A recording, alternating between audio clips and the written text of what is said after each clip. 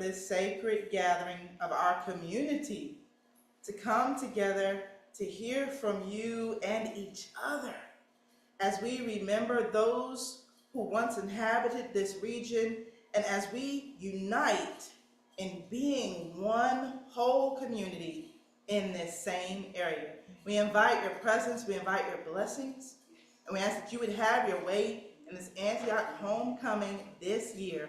We thank you for every person who's present, every person who's watching. We thank you for those who will watch later, and we thank you for every community partner, because none of us as individuals or organizations could do this alone, but together we are changing our community.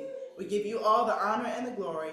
B'Shem Yeshua HaMashiach. In Jesus' name we pray, amen. You guys may have your seats. I am blessed and excited to be here with you all from the historic Antioch Church. I want to welcome those of you who are a part of the Truth in the Spirit. We are the stewards of the historic Antioch Church. And I welcome you all who are part of Fairfield Foundation, just a powerful partner in the work that we're doing in this region. Fairfield Foundation has just been amazing in really preserving the history here and helping us to steward what God has placed in our hands, this historic church. For those of you who are members of the community, those of you who are descendants of people who lived here, some even who are buried right here at Antioch, we are so grateful and thankful that you have joined us.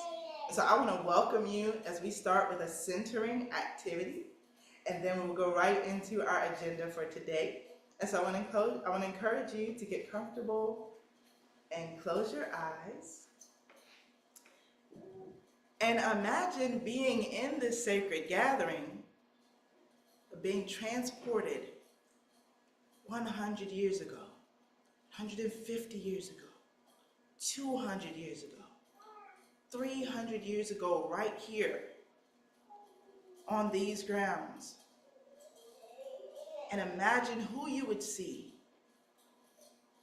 what you would smell, what you would touch. How does the landscape look the same? How is it different? And though you can't speak to those who are walking around you and living life, imagine what they would say to you. You're just a viewer. But imagine if they could interact with you. How would they describe their lives? What would they tell you about their experiences right here in this land? I want to encourage you to open your eyes and recognize that that is exactly why we're here. We can't speak to those who came before us, but they speak to us. They speak to us through the archaeological finds. They speak to us through the oral histories that are recorded and have been passed down for generations. And as they speak to us, not only do we learn about them, we learn about ourselves, we learn about each other, and we're inspired to work hard to make this one community. I want to encourage you, even if you're not from Gloucester, I want to encourage you to really open your heart and your mind to hear the stories of those who came before us today. Look intently at artifacts, listen to recounts of oral histories, and then think about how that should impact you today. Because even if you're not in this region, this area is one of the first regions of America. And so what happened here actually affected our whole nation. And so we want to all pay attention to how they speak from 100, 200, 300, even 400 years ago into our lives today. And we want to be thankful for those who shared their oral histories. We want to be thankful for those who collected the oral histories and are archiving those. We want to be thankful to the archaeologists who have discovered artifacts that reveal to us what was important in their lives, the lives of those who came before us. And then we want to treasure each other, because not only are we learning from them, but we're learning from each other as well. So welcome to our Antioch homecoming. Thank you guys for joining us. This is our third Antioch homecoming. The first one was called Antioch Week. We had a whole week here. We were collecting oral histories throughout the week, and then we had a weekend together. Last year we called it Antioch Homecoming, reminiscent of the homecomings that used to happen here at Antioch, and many of which still happen in the region, in the area churches. There's historically white churches, and I say historically because we know, of course, everyone attends those churches. Then we got historically black churches that came out of those churches, and then we have the relationships between all of the churches and all the community now, and what's really happening in this community. And so we're going to hear more about those oral histories and about that work that's being done to date. So we're going to have Dr. Jessica Taylor, who is online with us. We're going to hear from her, and she's got a presentation that she's going to make. We're going to hear from Dr. Daryl Cuba, who is physically here. He's joined us from the UK. This is his home, but he's back, so we're thankful for him. We are going to hear from the Woodville Rosenwald School Descendants Choir from a video that we actually recorded when we were blessing the ground at one of the locations at Fairfield Stewards, where they've erected a memorial to the slaves that were there, which is just a beautiful place. And so we're going to hear the choir singing when we were dedicating that ground. The structure has actually been erected since that time. We're going to hear from Sam Carter Shamai, another son of the region who has joined us from Canada. We're so thankful that the sons have returned, right? And he is going to speak to us and share his HERE project with us, and so we're excited about that. And then we're going to see the map of where the Ancestors Trail is going to start directly across the street from Antioch, so that we can actually walk these grounds and remember those who came before us. And so I'm very excited. I'm Apostle Marquita Brooks, the leader of the Truth in the Spirit, and again, we steward the historic Antioch Church, and we're really blessed to do so. And so at this time, we are going to turn it over to Dr. Jessica Taylor, who is online. She's actually on the Zoom. Not sure, will you be able to share the Zoom from there? Because the sound can come from here. We'll see her on here. I don't know if it'll come up there. She's on Zoom with us now, and so we're going to give her an opportunity to share. So we're going to see, Jessica, if we can get you on this big screen, because we have you on this screen as well, so that everyone can hear all that you are going to share. She's sharing her presentation right through the Zoom. Okay, so there she is. Okay, so did it work? Yes, we can see it on the Zoom. And I'm going to spotlight you so they can see your face and your little one. But I want to make sure they can also see you on the big screen. So we're going to give us one moment as they log in to Zoom on the big screen. We've got two different types of technology happening at the same time. And then Daryl Cuba is going to come up after her, also sharing about oral histories. Okay. Let me know when, and I'm gonna get my child a different writing implement. Okay, wonderful. Thank you so much.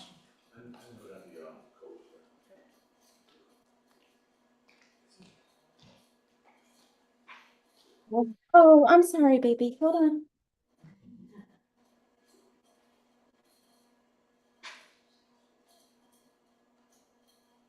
It's okay, baby. Hold on.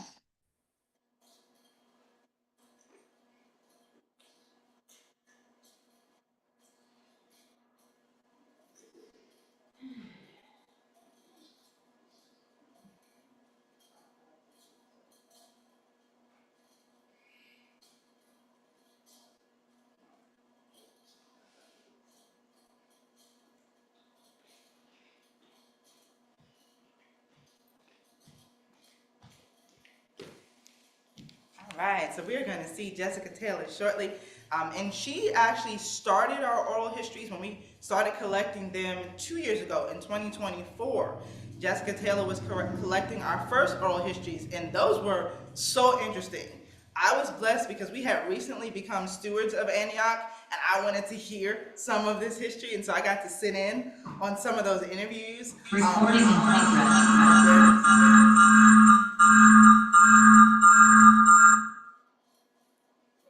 Okay, So we are going to, you can have that sound off, is that correct? Yeah. Okay, so then you'll hear her through here, but you will see her up there. And so we're going to turn it over to Jessica at this time, and then you'll hear from Daryl Cuba. He has continued collecting the oral histories for this region of Antioch and Piney Swamp, which Jessica's going to explain to us what that means. We've heard all these, what is Piney Swamp? What is Piney Swamp? We keep hearing this. So Jessica's going to help us understand why this region is called that, what it comprises, and why we're collecting the oral histories from this region. Why is it significant? And so we're going to turn it over to Jessica at this time, and we will hear from her. Okay, well, thank you all so much for having me here today. I was told I have 15 minutes to kind of explain what my role has been and what I've been working on. So I can give you a little bit of background on, I won't give you the background on Antioch because I have a sense that most folks in the room are quite familiar. But as far as Piney Swamp goes, um, I am familiar with this through the Fairfield Foundation, and I've been doing interviews. Actually, got my career as an oral historian started in Gloucester with the Fairfield Foundation about 17-ish years ago, when I was still in college.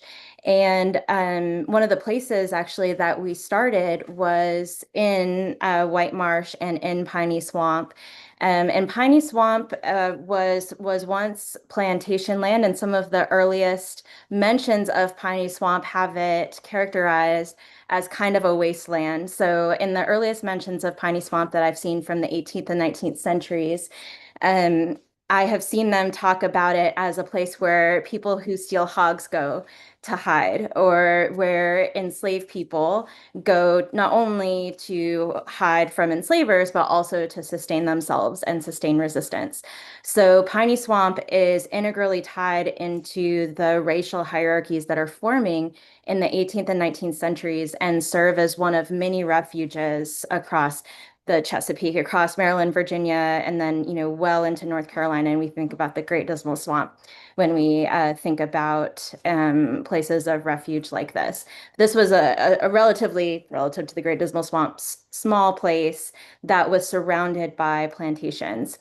And this reputation for it being wasteland actually persists in the 19th and 20th centuries if we look at newspapers, which I encourage you all to do through Virginia Chronicle. We can see folks continuing to talk about it as if it's a relatively worthless piece of land. And I don't go into the property records. That's definitely in the mapping, and that's definitely Nathaniel's purview. And I've used some of his work in trying to describe this.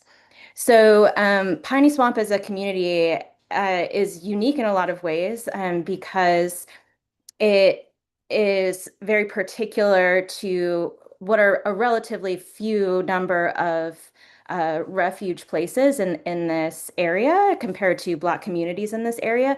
But in a lot of other ways, it is like Black communities in the 19th and 20th centuries that I have had the privilege of working with to document oral history. So we see a lot of mutual support for sustenance, um, for spiritual and religious calendar, and the basic needs that churches provide and that schools provide. But Piney Swamp, until I did these oral histories in 2024, was still relatively unknown to me until I was able to, and I'm adding people, Marquita, as they come in, or sorry, uh, no problem. So I'm just to catch people up, I'm Jessica Taylor, and I teach at Virginia Tech, and I did these interviews in 2024. Let me find my way back to my slides here. So the oral histories that I did in 2024, I did 8 of them. Actually, a few more, but these were the ones that were ultimately archived with William and Mary. Two of these were actually over the phone. So I was able to interview the Towns family, Edith Towns and her son, and then Nathaniel Crowell, who lives in New York, and everybody else I interviewed in person here. And we did that over the course of just a few days in August in 2024. But again, because I had been working with Fairfield Foundation in the past, I was actually coming at this from previous interviews that I had done. And most notably, for me anyway, was a very long and a very impactful interview I did with Reverend Frederick Carter III in 2013. It was a 2.5 hour long interview. I think I maybe asked 5 questions over the course of that 2.5 hours. And I learned a lot about Piney Swamp without actually realizing that I was learning about Piney Swamp and the stories therein until those stories were repeated over 10 years later by several of these narrators. And so I'm going to talk a little bit about the different themes that I'm seeing. And I suspect for folks that are local, you probably won't learn anything from this. If anything, and this is what I hope, it'll be more reaffirming or like, obviously, of course, and that's how I'll know I might be on the right track. So one of the major stories that comes up again and again is the story of Gabriel Carter. Gabriel Carter is, of course, a direct ancestor of Frederick Carter III. But even for folks that were not direct descendants of Gabriel Carter, who was an enslaved waterman at the during the Civil War period, and obviously before that, these stories about him still come up. And just briefly, in case you're unfamiliar, Gabriel Carter, there's various it's unclear what's myth and what's real, but I believe it's all real. If it comes out in oral history, there's at least a social truth to it. Gabriel Carter was an enslaved waterman who was one of many people who was forced into service for the Confederacy, for Confederate troops that were stationed here, but he refused, obviously, to be satisfied with that and saw an opportunity to also feed Union troops and feed them information as well. And his story of, first of all, defying the Confederacy and what it stands for, but then also directly benefiting from the Civil War. I think this is from Reverend Carter talking about gold buried in the ground from the Union troops.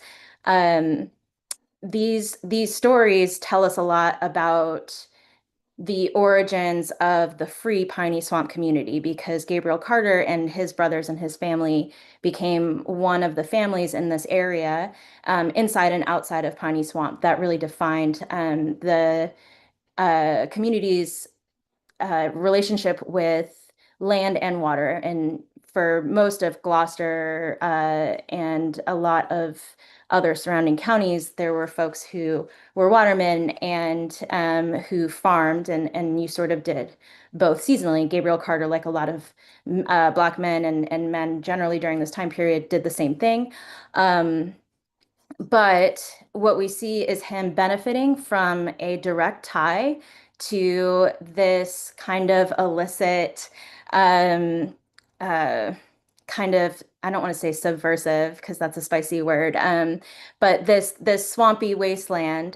He has um, a very clear knowledge of the waterways, very clear knowledge of how to hide his actions, and so is well positioned geographically as well as, as a person who knows the social relationships of both Black and white people to benefit his family from this conflict that on the Confederate side is designed to suppress them. So Gabriel Carter shows us that the community, in retelling the story, is invested in how special this place is and the opportunity that it provides the people who live here to become independent, but also to make uh, I don't want to say positive change, but positive change and actually benefit and accrue benefit for themselves and for their communities based on knowledge of this landscape. So, the other thing, and I will say that my interview with Mr. Timmy Smith might be one of my favorite interviews I've ever done. For folks who know him, I really, I loved hearing he has a very granular knowledge of Piney Swamp and Antioch because he spent so much time caring for the church, and so much time in the community with his family. And one of the things we spoke about was his mother and his grandmother's ability to show him all of the places in Piney Swamp's unused areas. So these are the exact wastelands we're talking about, like the blackberry briars and the woodlots in between people's homes.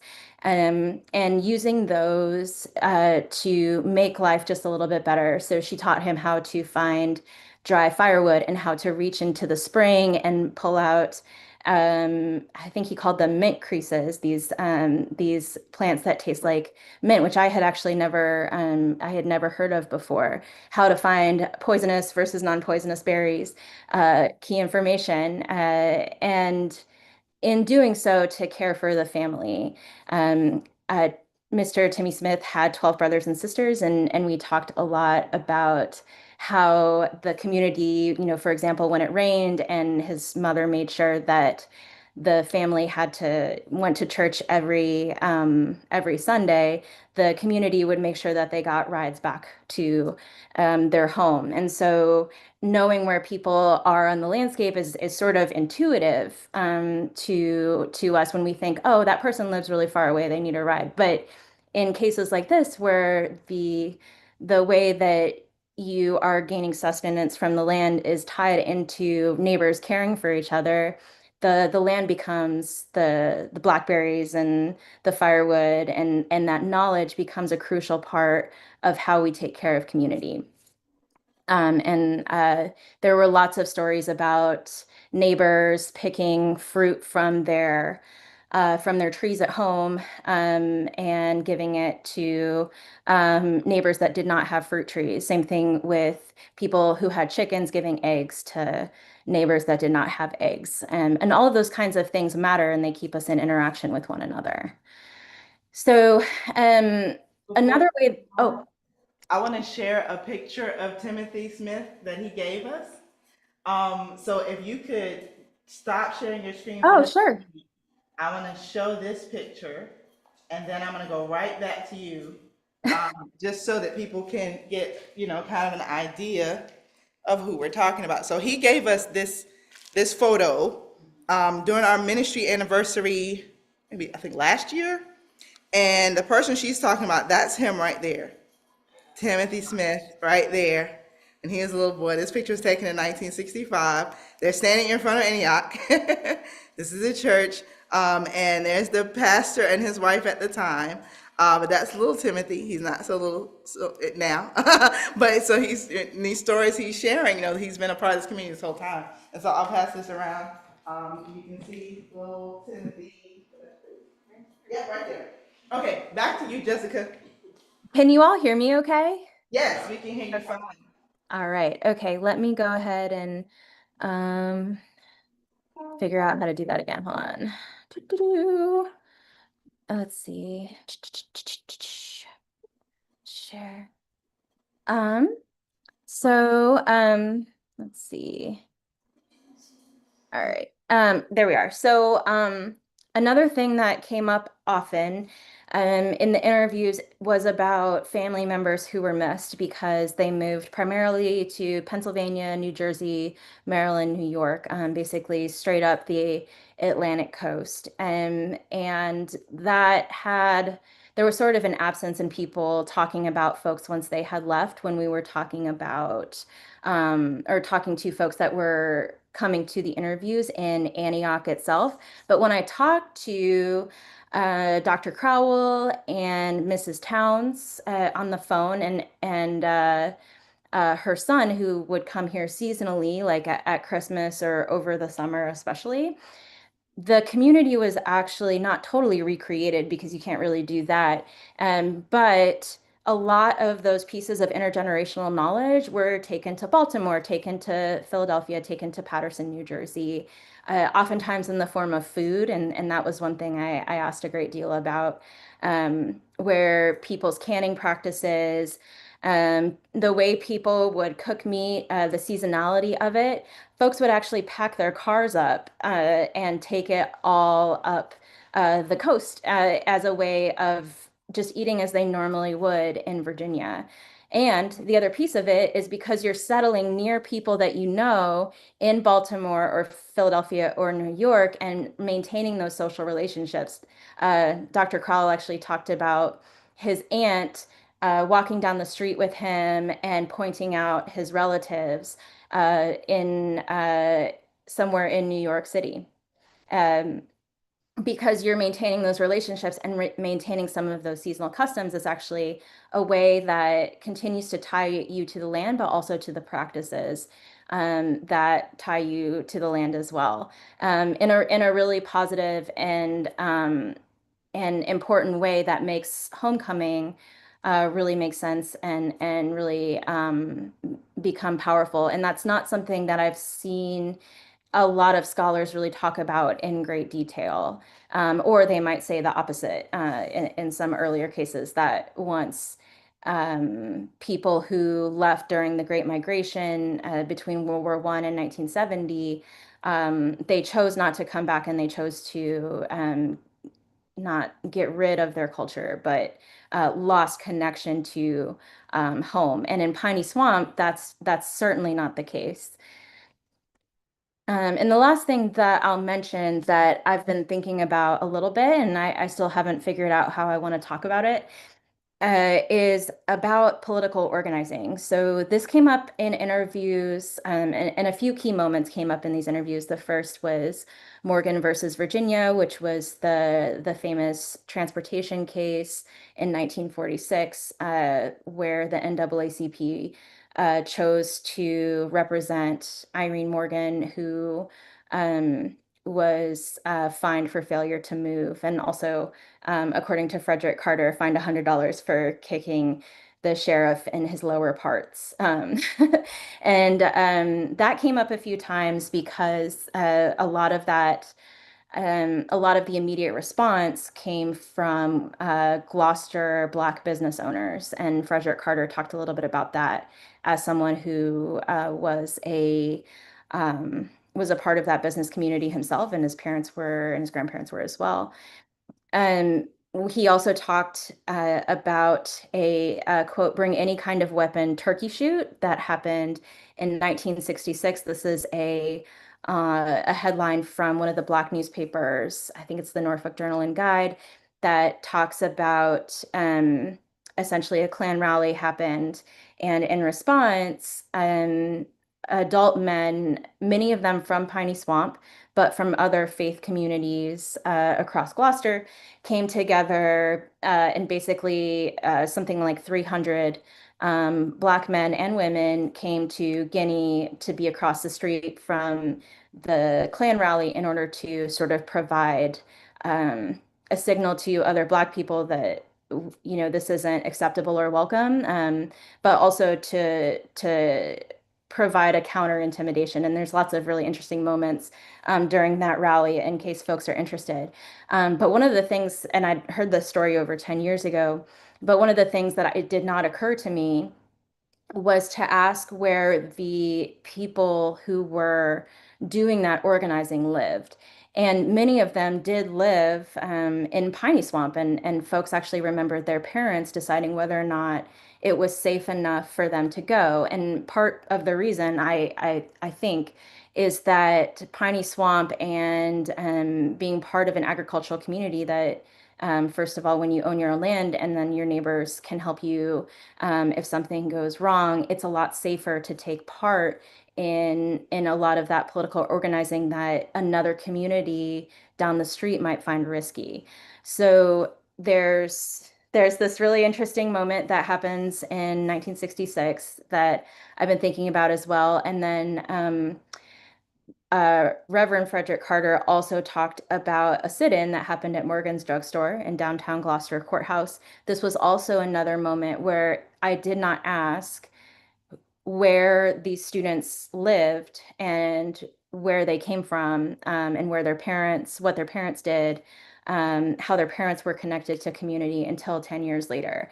And, these were 18-year-olds in this quote, if you can see that, were going to Harvey Morgan's drugstore to do a sit-in. And Frederick Carter mentions them by name. And when you look them up in the census records, you see that they most likely lived within spitting distance of Piney Swamp, or their parents were relatively prominent in the Black community. And so it feels, first of all, Harvey Morgan's response now makes a lot more sense to me 10 years down the line, to acquiesce to it, because if your parents are independent and powerful, the sit-in is more likely to be successful, right?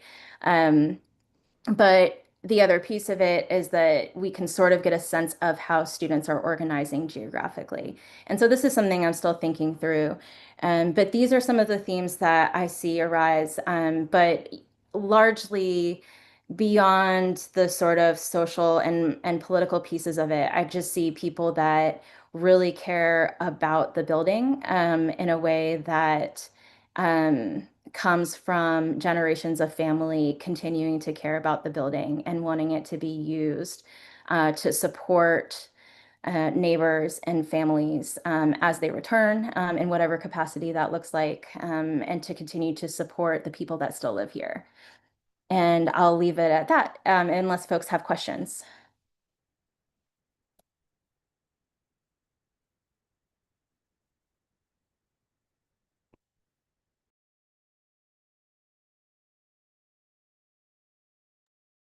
Hello?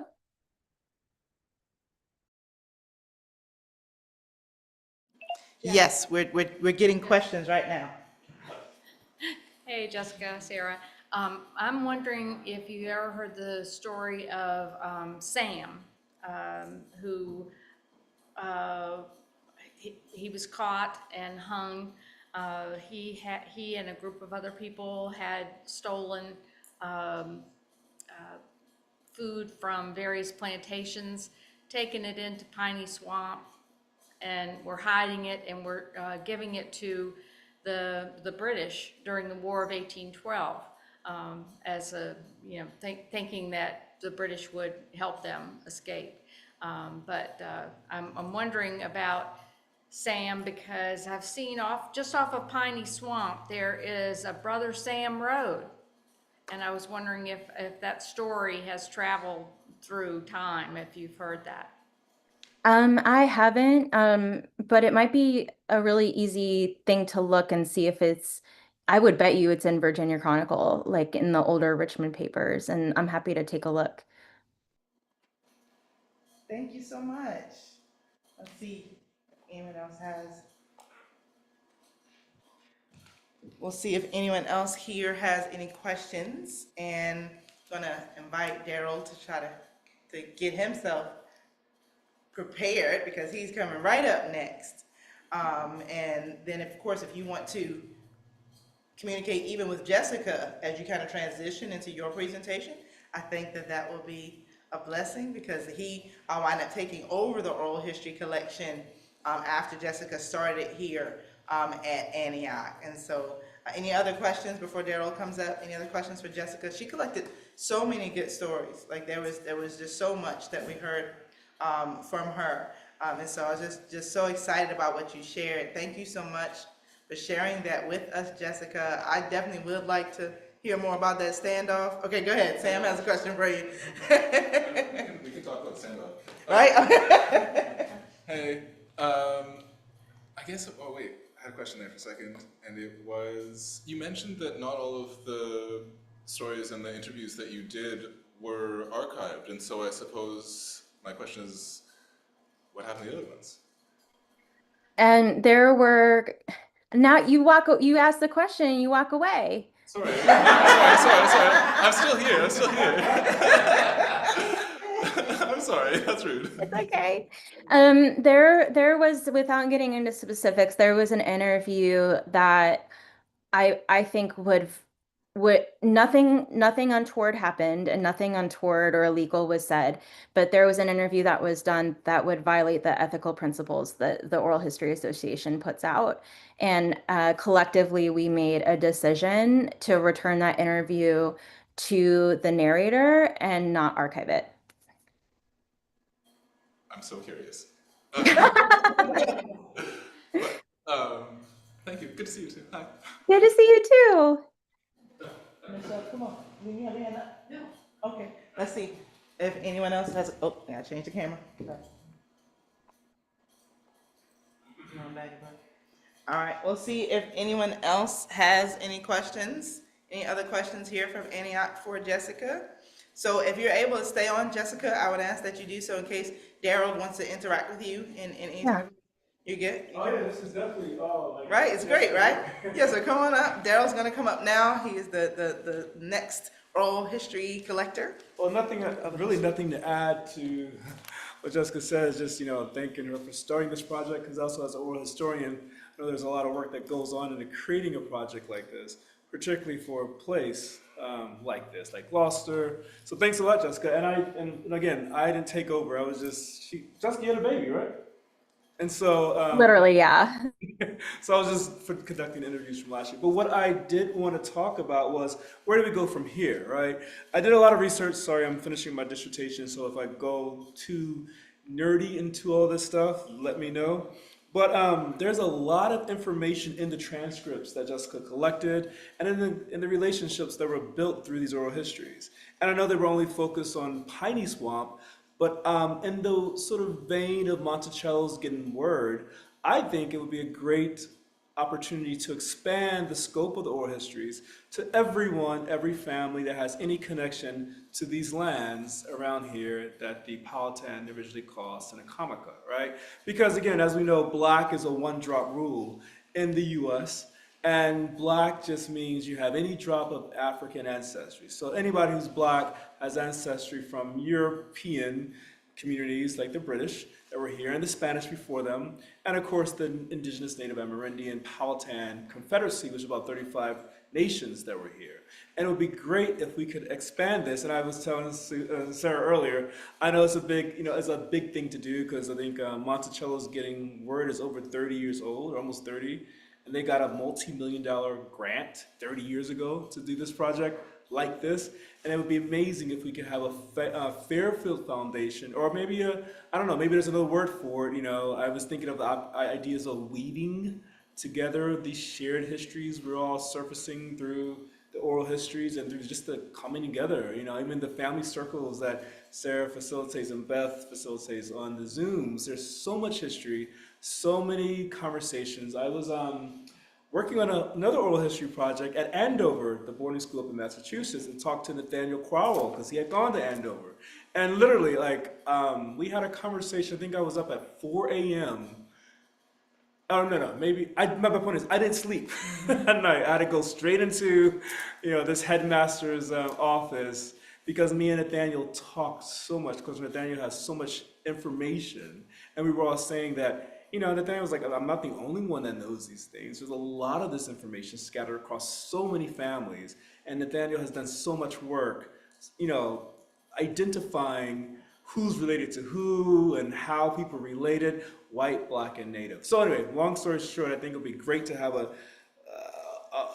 I don't know what we would call it, but a major oral history project that interviews everyone in this room and everyone that had any connection to this land that was Pamunkey and Mattaponi land primarily in this region, but then became the plantations, Fairfield, Tipperneck, Rosewell, Shelley was, but all the interrelated European families. And then, of course, in 1619, when the African families were involved, or at least came through the British colonies, because people always say there's Spanish people, the Spanish colonizers over here brought some people as well. We don't know exactly where they were from. But my point is, there's a lot of different people here, a lot of different descendants after more than 400 years.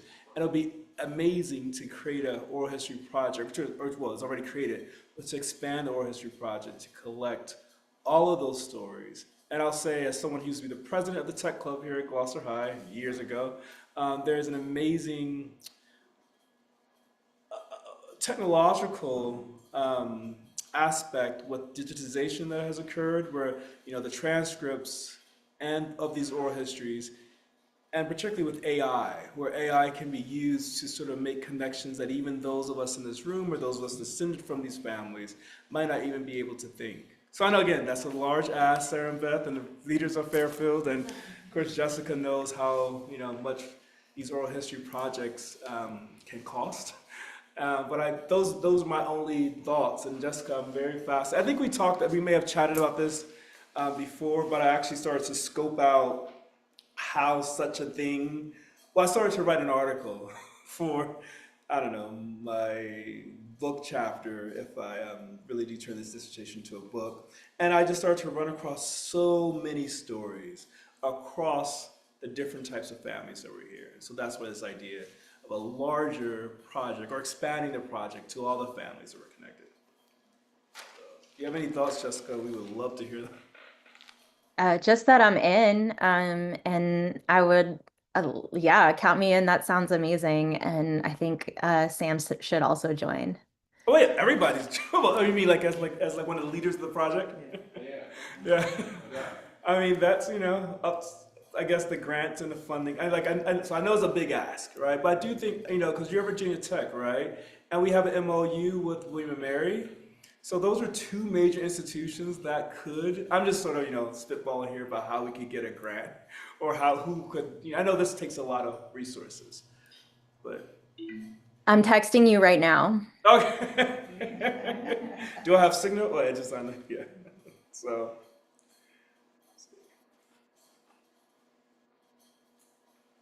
Well, if you all can, if you all find a likely grant, that's what I do, so.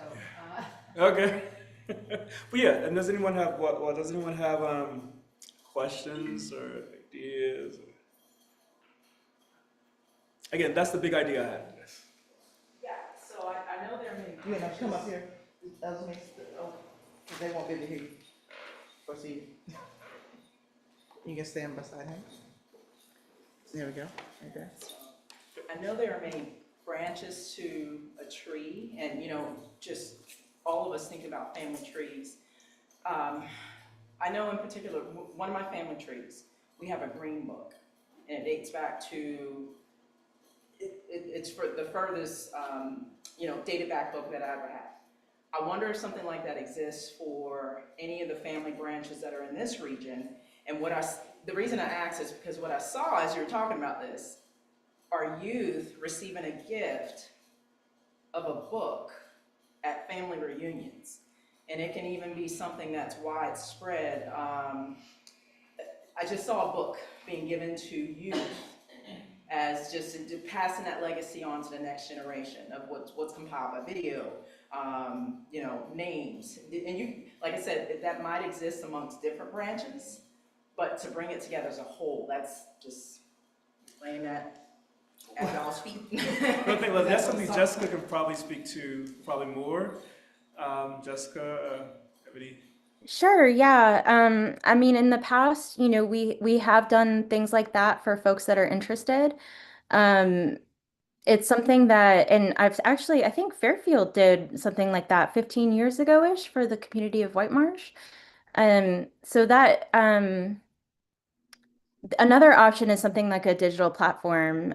So increasingly, universities can host the long-term maintenance of if you wanted to put the interviews online and make them accessible, but also add a lot of the genealogical information, like archival photographs of artifacts that you want to share and that you actually like want to upload as a community member.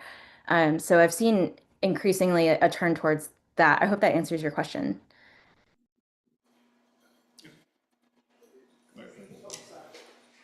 Just want to add another piece on that too. And I think it's really critical that, I don't know, what I also just kind of, I see stuff. And so that's kind of how I can best interpret things. These round tables that are forming, we got professionals there. But actually having youth sit at the table, being a part of the process is life-changing. Like, as I was walking away, I was like, youth should be at the table. They need to be at the round table.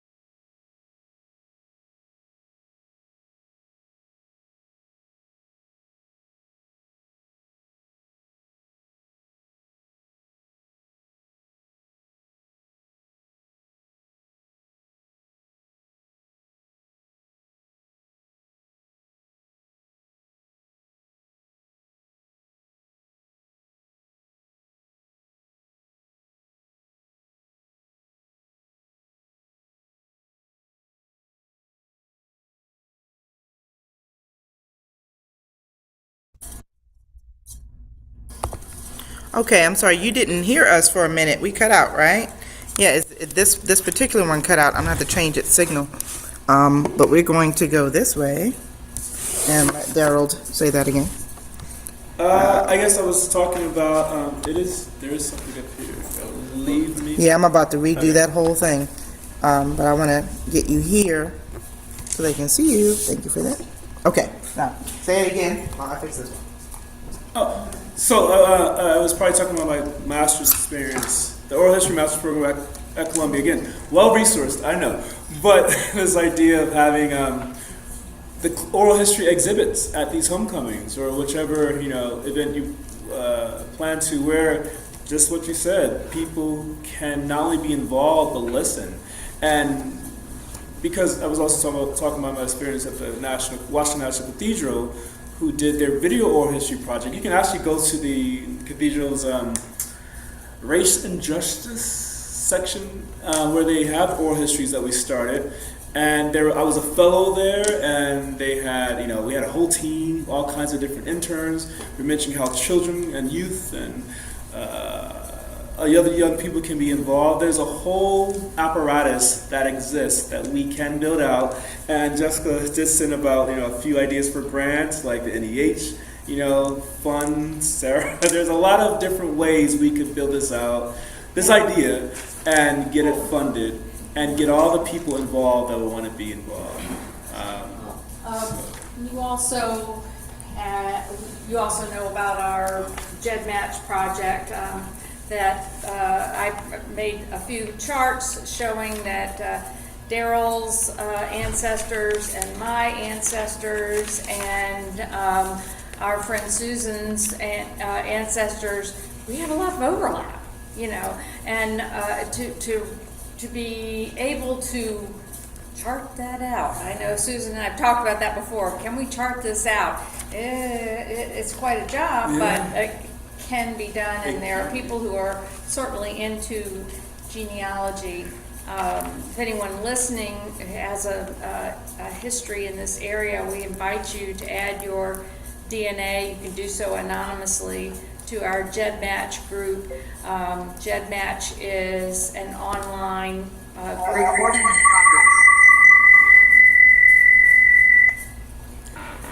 JED Match is an online group, so say for instance if you've had your DNA tested by Ancestry, you can download that and then upload it to JED Match and add it to our Fairfield Foundation Ancestry Project, Fairfield Family Circle Ancestry Project,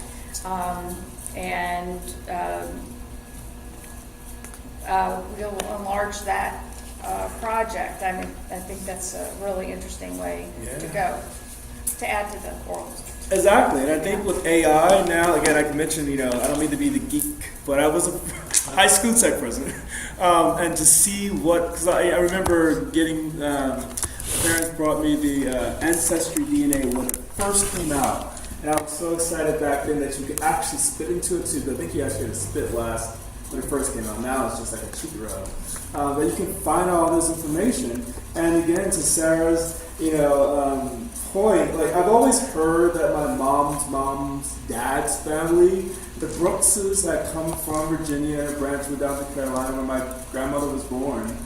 But it was just fascinating to see how, I guess, true all those stories are. We're all connected to all these different people. Like we heard the names of the Carries and the Pages and the Carters and all these interconnected families. But for someone growing up so removed from like the immediate history, like my parents moved here when they were in the military, just before I was born, or right after I was born. It was so fascinating to see what AI, what technology can do. I can envision not only just the genealogical tree that can be mapped out digitally, but then the oral histories can be sort of geotagged to any particular person's story and vice versa. So there's a lot of things we can do, particularly with this amazing technology that's out now. I'm a tech optimist, so you won't hear me talking bad about AI, but I think there's a lot of amazing things we can do. Yeah. Definitely. Good. I have a Susan? question. Yeah, just come up. You don't have to raise your hand. I'm from school.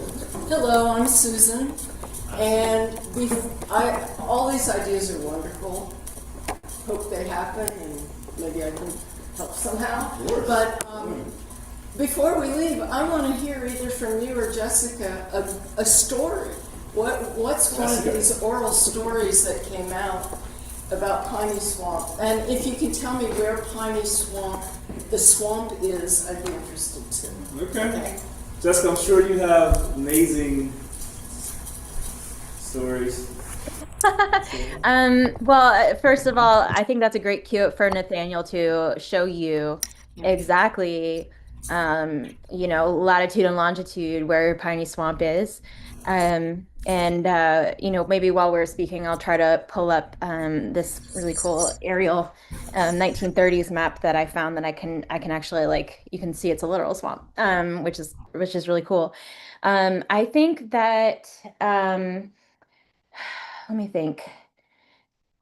One of my favorite stories, and I did, show you like a little piece of it from Frederick Carter III, who was, organized a sit-in modeled after the Greensboro sit-ins at the drugstore, probably late 1960, early 1961. So pretty much immediately after the February 1960 Greensboro sit-ins. And the way that he tells the story, is that it was a very well organized thing that they did. They went in there, and Harvey Morgan, who later, if you live there, you know who Harvey Morgan is. He's the state or was the state delegate from the Republican Party for a really long time.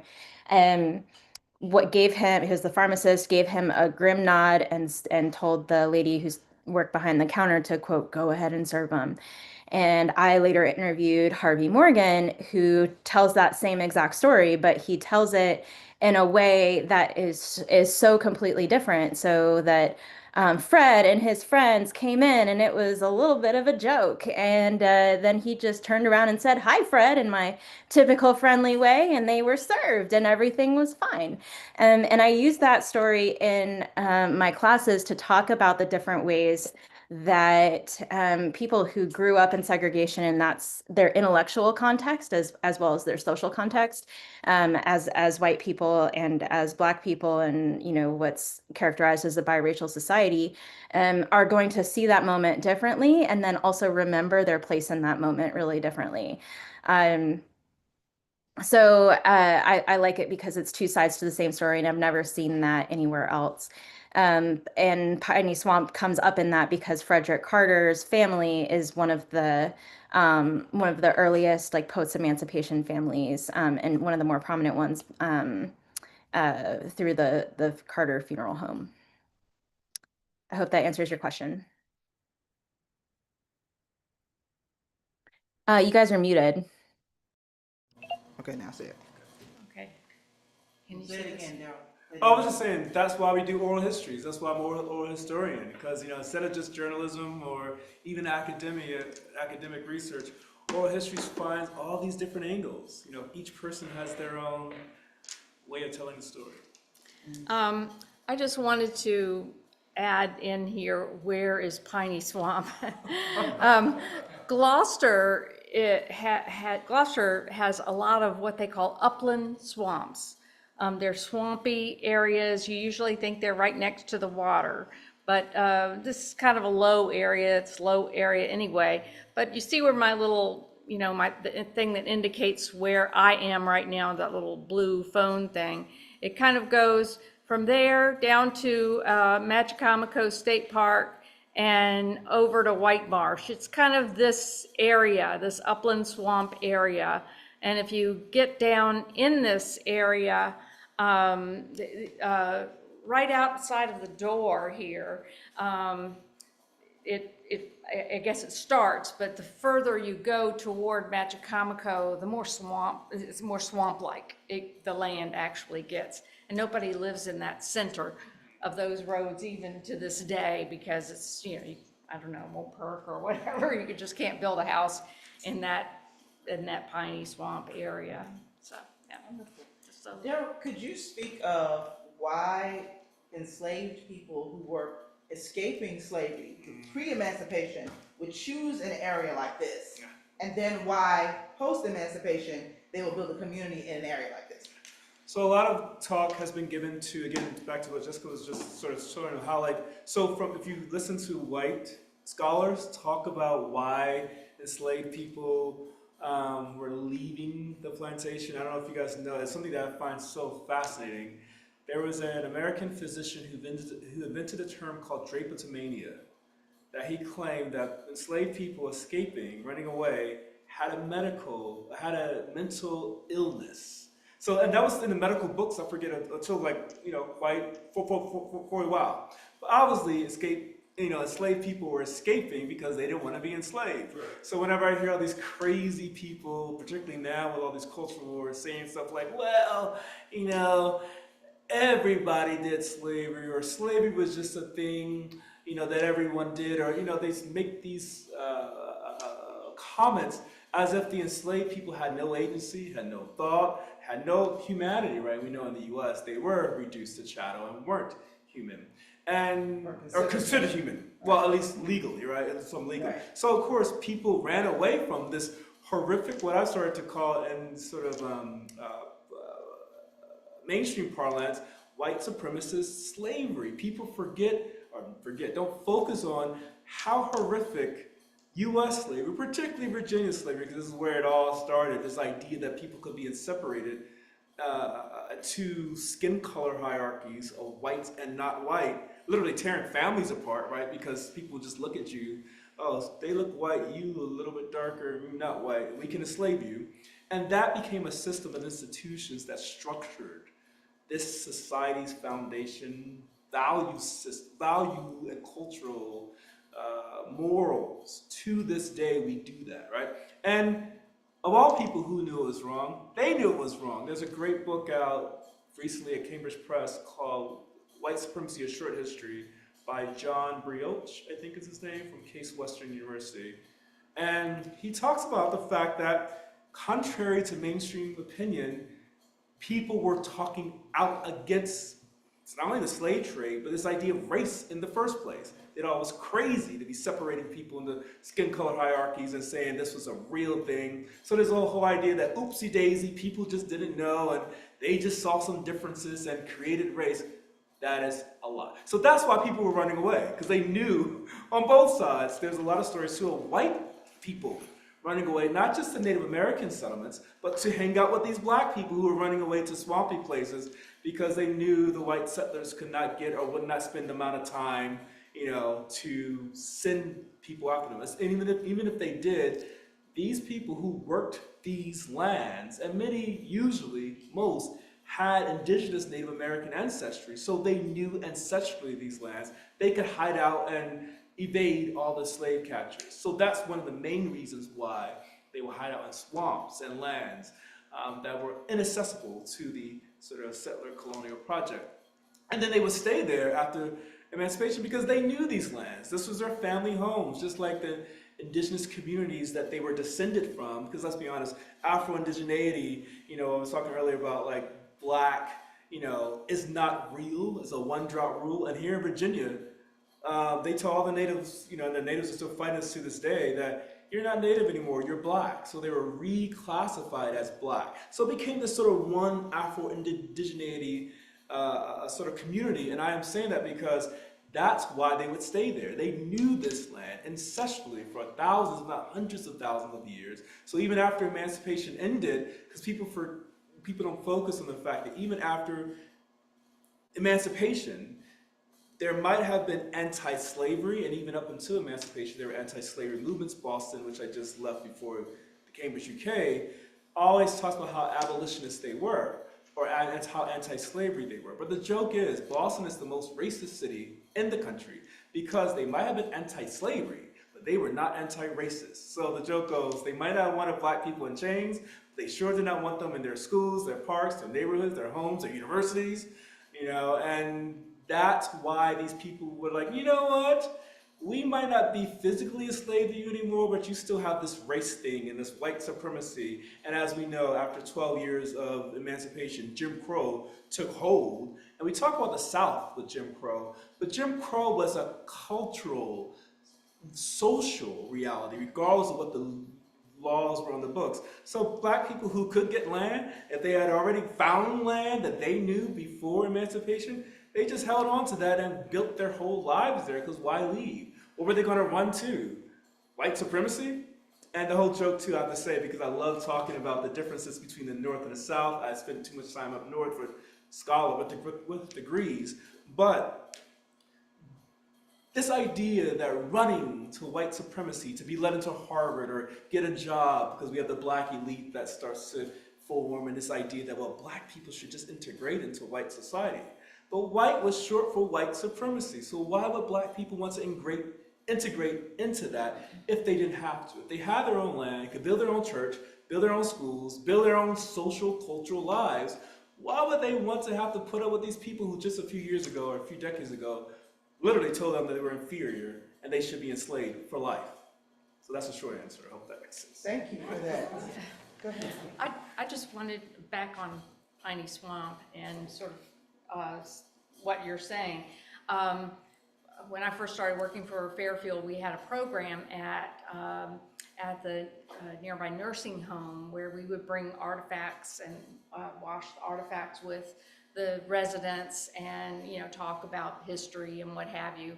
And early on, I met this woman, Louise Cosby, an African American woman who was probably getting into her 90s, and she was kind of on the feeble side, but at that time. But I knew I had run into that name before, and she started talking about, oh, Fairfield, that's in Piney Swamp. Yeah, it's first kind, was Piney Swamp, and I was like, I need to talk to you. And so I went in there with my little recorder, not knowing a lot about oral history at the time, not probably doing it the right way. And I have the oral history, Jessica. If you all want it, you can still have it and translate it. But Louise talked to me about her family and Piney Swamp. Oh, that was a place to go, Piney Swamp. Everybody knew it as Piney Swamp. They call it Coke now or something like that. But it was Piney Swamp. That was where everybody went. That was where all the cool people lived, I guess you might say. And so she went on and on about her relationship to this area because it was the cool place for African American people to live. They stayed in the same area, like you said.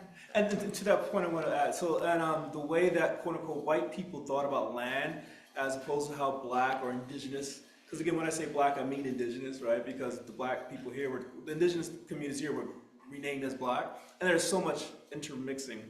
The major difference is that many white people, because again, these were settlers, right? And as we know, these colonies were never meant to become countries, right? It was never meant to become its own thing. So, and the majority of the first family, the majority of the leaders who ended up in the colonies did not really plan to stay here. For a long time, they sent their kids back to be educated in England or France. And, even with College of William Mary being built, 1690s? It was a college, and because now I live in the UK, a college is not a university. They did not mean for this stuff to be permanent. So the white people had a different idea to the land. It was extractive. They were just here to get rich. Usually they were the seventh or eighth son of a earl, or the great father was an earl, and they were by that time, because of primogeniture in all of Europe, they had nothing except this name that they could use here. Say, hey, George Percy was the second governor of the Virginia colony, or was it still Jamestown by then? And the Percy family, I managed to run into one of them at a party in New York, of all places, Christie's. That the Percy family, if anybody's watched, I don't know what, Harry Potter. Harry Potter. The first two Harry Potter movies were filmed at Northumberland Castle, or Antioch Castle, which is in Northumberland, all the way up at the border of Scotland. And so George Percy was the, sixth or fifth son of, I think it was the Earl, it wasn't even the Duke. So if you understand primogeniture in the class rankings of Europe, white people here just had an extractive relationship. They were sending stuff back. That's where their family seats were.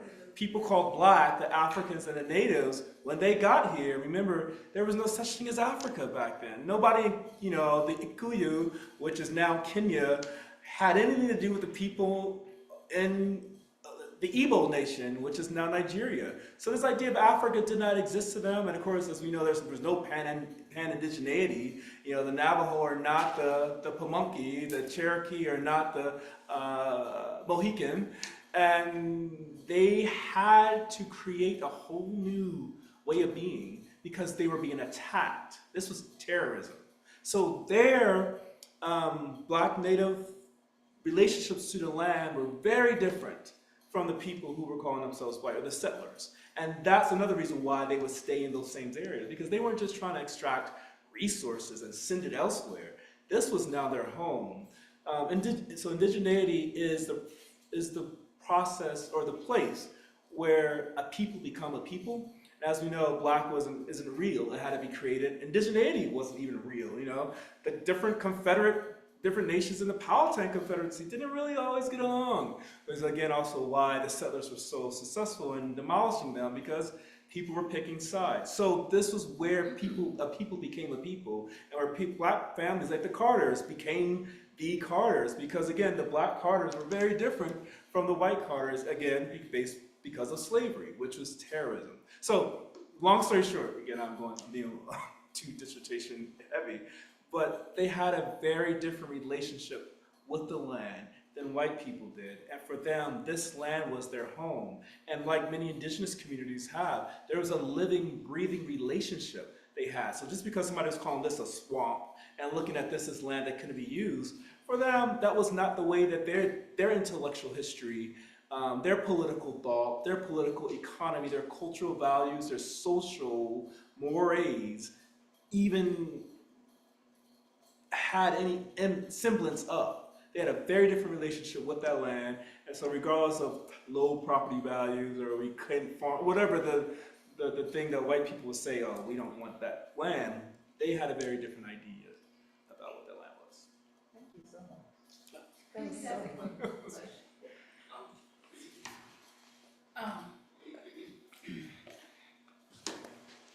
Hi. I was just asking, as far as gathering the information, is it possible that Fairfield can go to a graduation of Gloucester and just have somebody just make an announcement, we're from the Fairfield, and is it possible, if anybody knows anybody who grew up in Gloucester, we'll have a table out, in the lobby, because there's only one high school, but of course they have middle schools and elementary schools. So I'm just curious, because where the children are, what I'm saying, And then at the Egghead Diner here, we've gone there, I think, twice, but there's a lot of older people there too. You know what I'm saying? So, just a question. That's for the Fairfield leadership. There, Sam's cousin is the high school teacher. That's right. Do you want to talk about it? Yeah, Diane Carter. I was like Sam Carter, everyone, descendant of the Carter family. Yeah. Okay. I was going to get into all this because I want to talk to you a bit Hey, this will be the segue later to on Sam. too. This is a segue, but we'll take it. You can turn over to him if you want to. All right. All right. What, do you want me to just run into it? Or we can take a break? You Sam. can go ahead.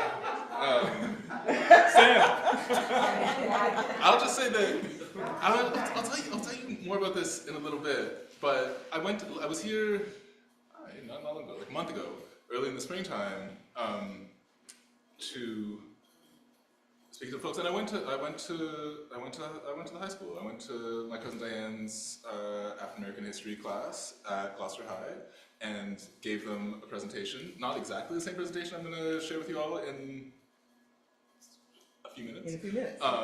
But a similar one, and then did a workshop activity with them, not oral history, but asked them to write postcards.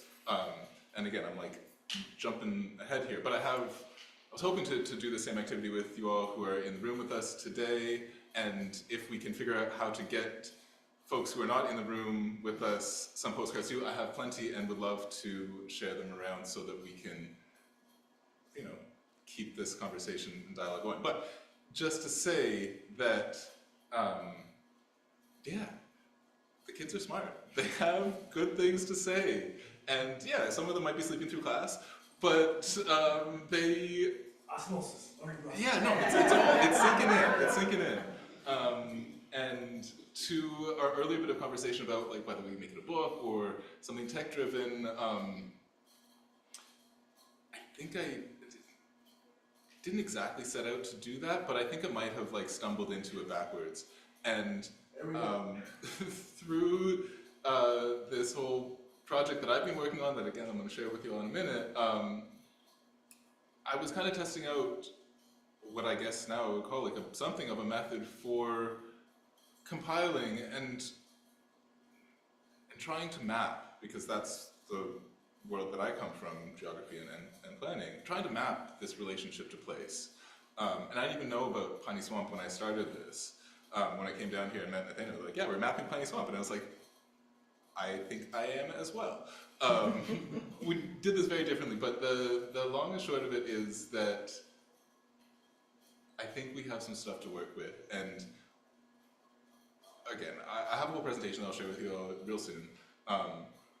But it was drawing off of, directly drawing off of the interviews that Jessica had done, and through archival materials that I was able to find in formal institutions, from William and Mary, from the Gloucester Courthouse property records, as well as the family stories and the family photos. And again, did not exactly know what I was getting myself into, but coming out the other side, I think that what I have started to do here is replicable and could be expanded and integrated as a sort of parallel to the ongoing oral history collection, but a way to consolidate and animate, not in like animation style, but to activate these stories and materials that many folks have, whether that's family photos or He's diaries. Gabriel Carter's great-great-grandson, too. Yeah. This is yes, Just need to tell her. that's also true. Fred was my uncle. We were looking at the photo of the church in the '60s, and I'm pretty sure my grandfather is in like the left-hand quarter of the thing. Anyways, that's what I'll share right now. Maybe we'll take a break, listen to the choir sing, Exactly. and then I'll come back and show you more stuff. So this is what we're gonna do. Sarah, if you could come, we're gonna play the first song that the Descendants Choir sang. Prep like what's happening at that event when we're blessing the ground. prep, tell people why this choir has come together, and then we're gonna play that video, and then Sam is gonna direct all of us over here, because his project's over here, you guys. So you guys will just realize we're gonna be shifting over there, and we're gonna take you guys with us so we can see Sam's project. Oh, you wanna see the video first? Oh, there's so many things. I was gonna, I kind of just put that over there on the side because I had it with me. Oh, I have a gotcha. whole presentation that I'll share. We're gonna do so that. You can look at that. Gotcha. After the song. Yeah. Okay, Yeah. so if you can prep us for the song, Sarah, then we're going to hear it. All right, well, Fairfield Foundation became stewards of Rosewell Plantation a couple of years ago, and it was in 2023. And one of the first things we wanted to do, what we were thinking about is, for all this time, we've talked about the Page family, the white family who lived there, and no one's ever talked about all of the enslaved people who lived there. And we knew that other plantations like this had structures that were there to tell that story. And so we reached out to a couple of other places in Virginia that had built enslaved quarters, a remembrance structure, and we built one in front of Rosewell. So when you go to visit Rosewell right now, you can't you look right, and there's the Rosewell Plantation, but you can't help but see that enslaved quarter. It's right in front of you. It's in front of that house. And so we had, we built it and had, before it was built, Marquita and others had a blessing of the ground. And at that ceremony, the Descendants Choir from Woodville School is a Rosenwall school that's nearby, and there's also a Piney Swamp Rosenwall school that's in this area. But the Woodville group has restored that structure, and a group of descendants gets together occasionally to provide educational outreach about the school and other things. So this is during our blessing of the ground.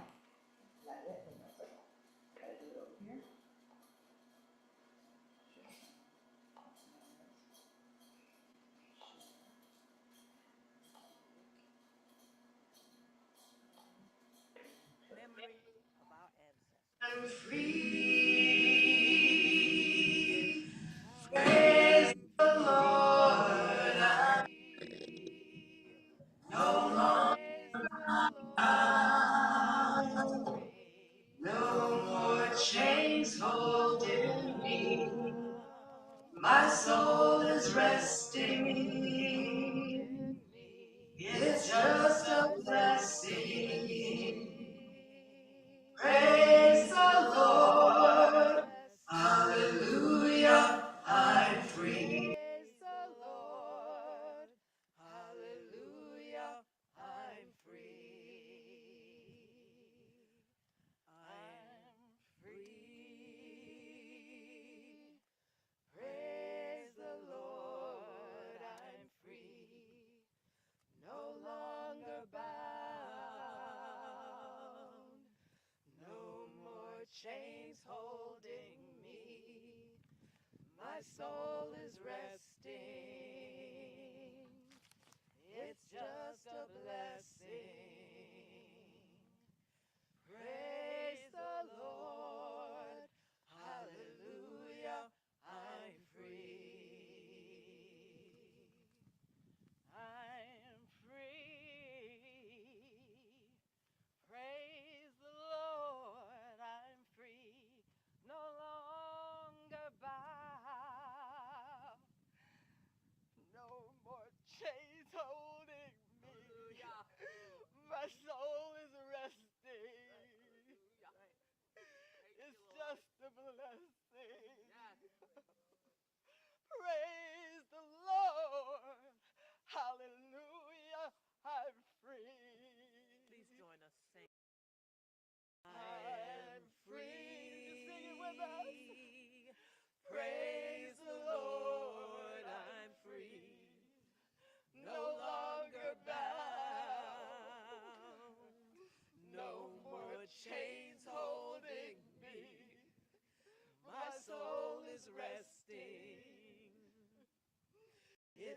just a blessing. Praise the Lord. Hallelujah. I'm free.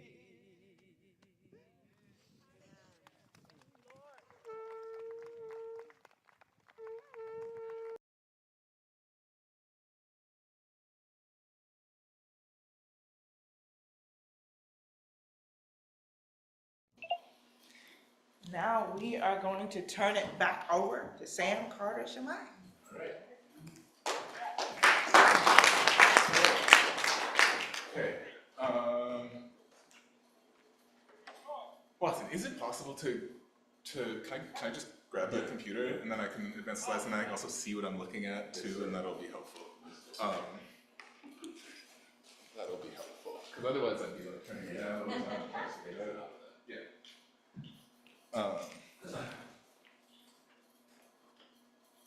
And let's see here. Is this?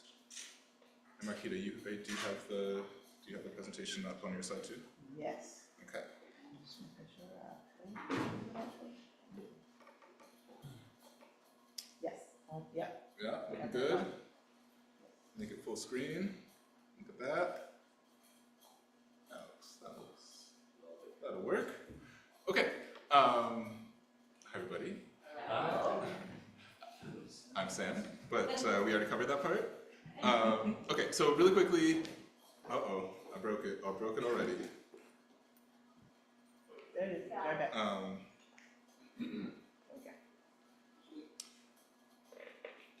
I've been working on this project for a couple of years now, and like Daryl was saying, it's not a dissertation or anything like that, but I could like get into the weeds here, so I'm going to try and keep it focused. I have a tendency to just like jump in where I am, but that's not super helpful because you'll probably need a little background and introduction. So I've tried to give myself a little structure here, tried to keep it simple, and the structure is right here on the table or screen. I'm going to talk about land, I'm going to talk about letters, I'm going to talk about living memory. All of this is sort of part of this project that I've been calling the HERE project. HERE is an acronym, and I'll explain it as we go here. But the idea, I called it HERE. HERE stands for Homecoming, Exchange, Regenerative Encounters, and I think that that's what is sort of at the heart of all of this. And let me just get into it. So, start with an introduction. That's me. That's me and my grandparents, little baby. This is down here in Gloucester when I was a small child, obviously. And again, in that photo of the church steps is certainly my grandfather Nelson, who's the one holding me there. And I'm pretty sure my grandmother, Miriam Teresa, is standing next to him. This is all to say that it feels extra special to be able to share this with you here. Again, I would say no pun intended, but like the pun was definitely intended. So yeah, this is me, more recently. And one of the things that sort of has struck me, even when Sarah came up, she was like, this is Gabriel's like great-great-grandson. I'm just a guy. I'm just a person from Toronto who lives up in Canada, and I was born there. So it's extra, it's fascinating to come back down here because it is a return, it is a homecoming. And the more I think about it, the more powerful that idea is. But that's not what I meant to talk about on this slide. See, I'm getting carried away already. The reason I want to start here is both to introduce myself, because that's like a polite and regular thing to do, but also to give you a little bit of a background as to where I come from. I'm not a historian. I'm not an oral historian at all. I'm an urban planner. I'm a city planner, and I guess I'm a background in geography. And that's sort of the professional academic lens that I sort of come to this work with. And you can see I put like basically my like career history up on the board here, but this is like the least interesting part. I want to talk about maps. And because I mentioned earlier that I set out to sort of map my relationship to this place. And so I'm going to start with some maps. This is a map of the transatlantic slave trade. You see there's these big arrows and they kind of go whoosh. And there's numbers and figures. I don't know if you can read them up there. It's pretty small, but it kind of doesn't matter. A lot of these maps, a lot of these institutional record-keeping, archival practices, statistics, all of that, have this way of flattening all of it to a big swooshing arrow with some numbers. And the point that I want to start with is that this is not just a swooshing arrow. These represent millions of people, right? Individuals like you and I who have friends and memories and families. And so while this is a map of property movements and economic waves and exploitation and violence, it is also a map of families, and I'd like to start there. If I could, like, just a quick sidebar. I was reading an article this morning about the reflecting pool at the National Mall and why this is like an interesting, among the many catastrophes that are ongoing in the country right now. This one is like, the pool is small enough that you can kind of hold it, you can think about it. And this is one of these massive problems that is so big that it's hard to even wrap your head around. So that's why I want to start with family, because we all have families. We all know what that is. I often talk about this work from a different here. Like when I'm in Canada, here is, I'm in Canada, so it's helpful to like introduce people to the local geography. This is maybe not as instructive or new to folks, but this is a map. This map of the southern United States. This is from the 1860 census. This is the last census taken before the Civil War, pre-emancipation. This is a map of, again, property, enslaved people, or families. It's a map of my family from Virginia, from right here. Zooming in a little bit more, into the state itself. Same census, 1860. In this case, we're showing the darker areas have a higher proportion of black folks, which is to say a higher proportion of enslaved folks, which is to say a higher proportion of people who were not considered people at the time. Gloucester County, which I've identified in the little like pink highlight there, which is where we are, again, here. At that time, and it's really, we can't read it because it's too small, but I think it's, 55.6%, majority black county. Again, not to like drive the point home too much, but families, including my own, including many of ours. This is my family. I would argue that this is also a map.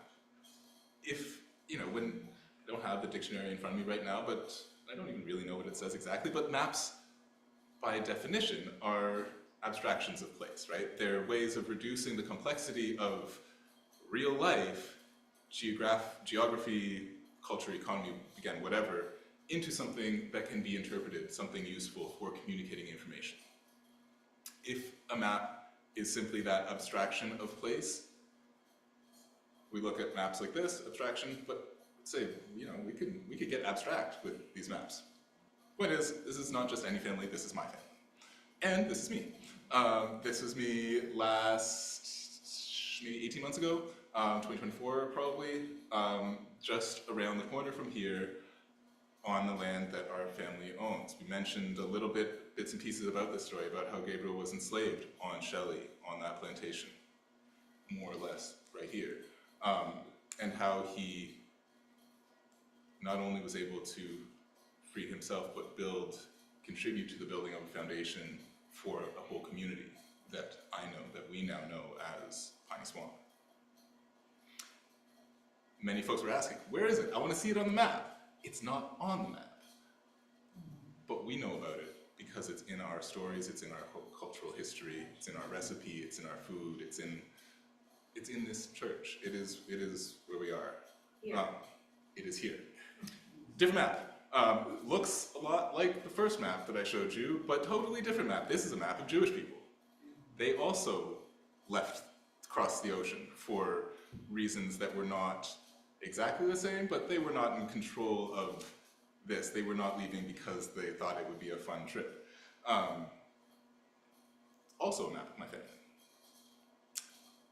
My mom's side of the family are from places that we would now know as Lithuania and Ukraine. At the time, this was like Russian Empire as it was collapsing.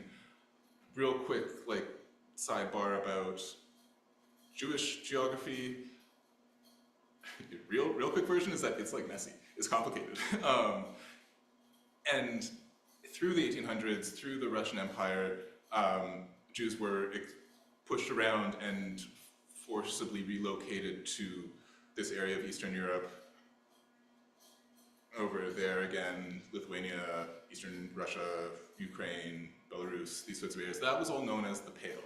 The Pale of Settlement is basically the kind of like the piney swamp of Eastern Europe. They're kind of just like, get out of here, go over there. So that's where my family immigrated from. Is that where they're from? Really hard to tell. But anyways, they eventually moved to Ontario, to Montreal, which is in Quebec, Toronto, doesn't matter. That's where I was born. Take a quick moment to just sort of tie off this first section about land with this last note about what was happening politically at that time in Eastern Europe. As I have alluded to, it was not great. It was in fact very bad. And Jewish people, being marginalized, being others, were the subject of a lot of the discrimination, anti-Semitism, and vibes. And there were kind of like two schools of thought that emerged around this time. One of them we probably know about, Zionism. They were like, we got to get out of here to go back to our homeland. I'm a little bit skeptical about whether that was our homeland. So that was one school of thought. On the other hand, there was these folks who called themselves the labor movement. They were an explicitly socialist, secular, culturally Jewish, distinct political philosophy. And their point was, they described as Duikat, or here-ness, which is kind of where I'm drawing this idea from, that where we are, that is our home.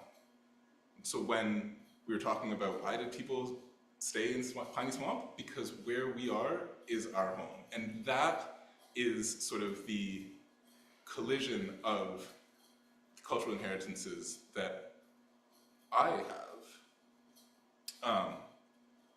that I wanted to try and investigate, to look into. Because like, without even thinking about it that much, I was like, these are totally different histories, totally different experiences, and yet we come to similar conclusions. A commitment to place, community, and each other. Regardless of how we got here, we are here and we are here together. So let's make something good happen. And that was the premise. Chapter 1, land wrapped. As I said on this project, I was like, I'm going to try and map my family and how we got here. To like skip ahead a little bit as I continue, that was hard. And I'm sorry, I've messed myself up already. That wasn't about land, that was just about me. That was just like an introduction. Now we'll talk about land. Now we'll talk about land. I don't know if you're all familiar with this intersection, but it's not that far away from here, Pocahontas and Plantation Road. Sometimes where you are is written on the map, very clearly, right there. Sometimes it's so normalized that we don't even realize that this is kind of crazy. This is a wild intersection.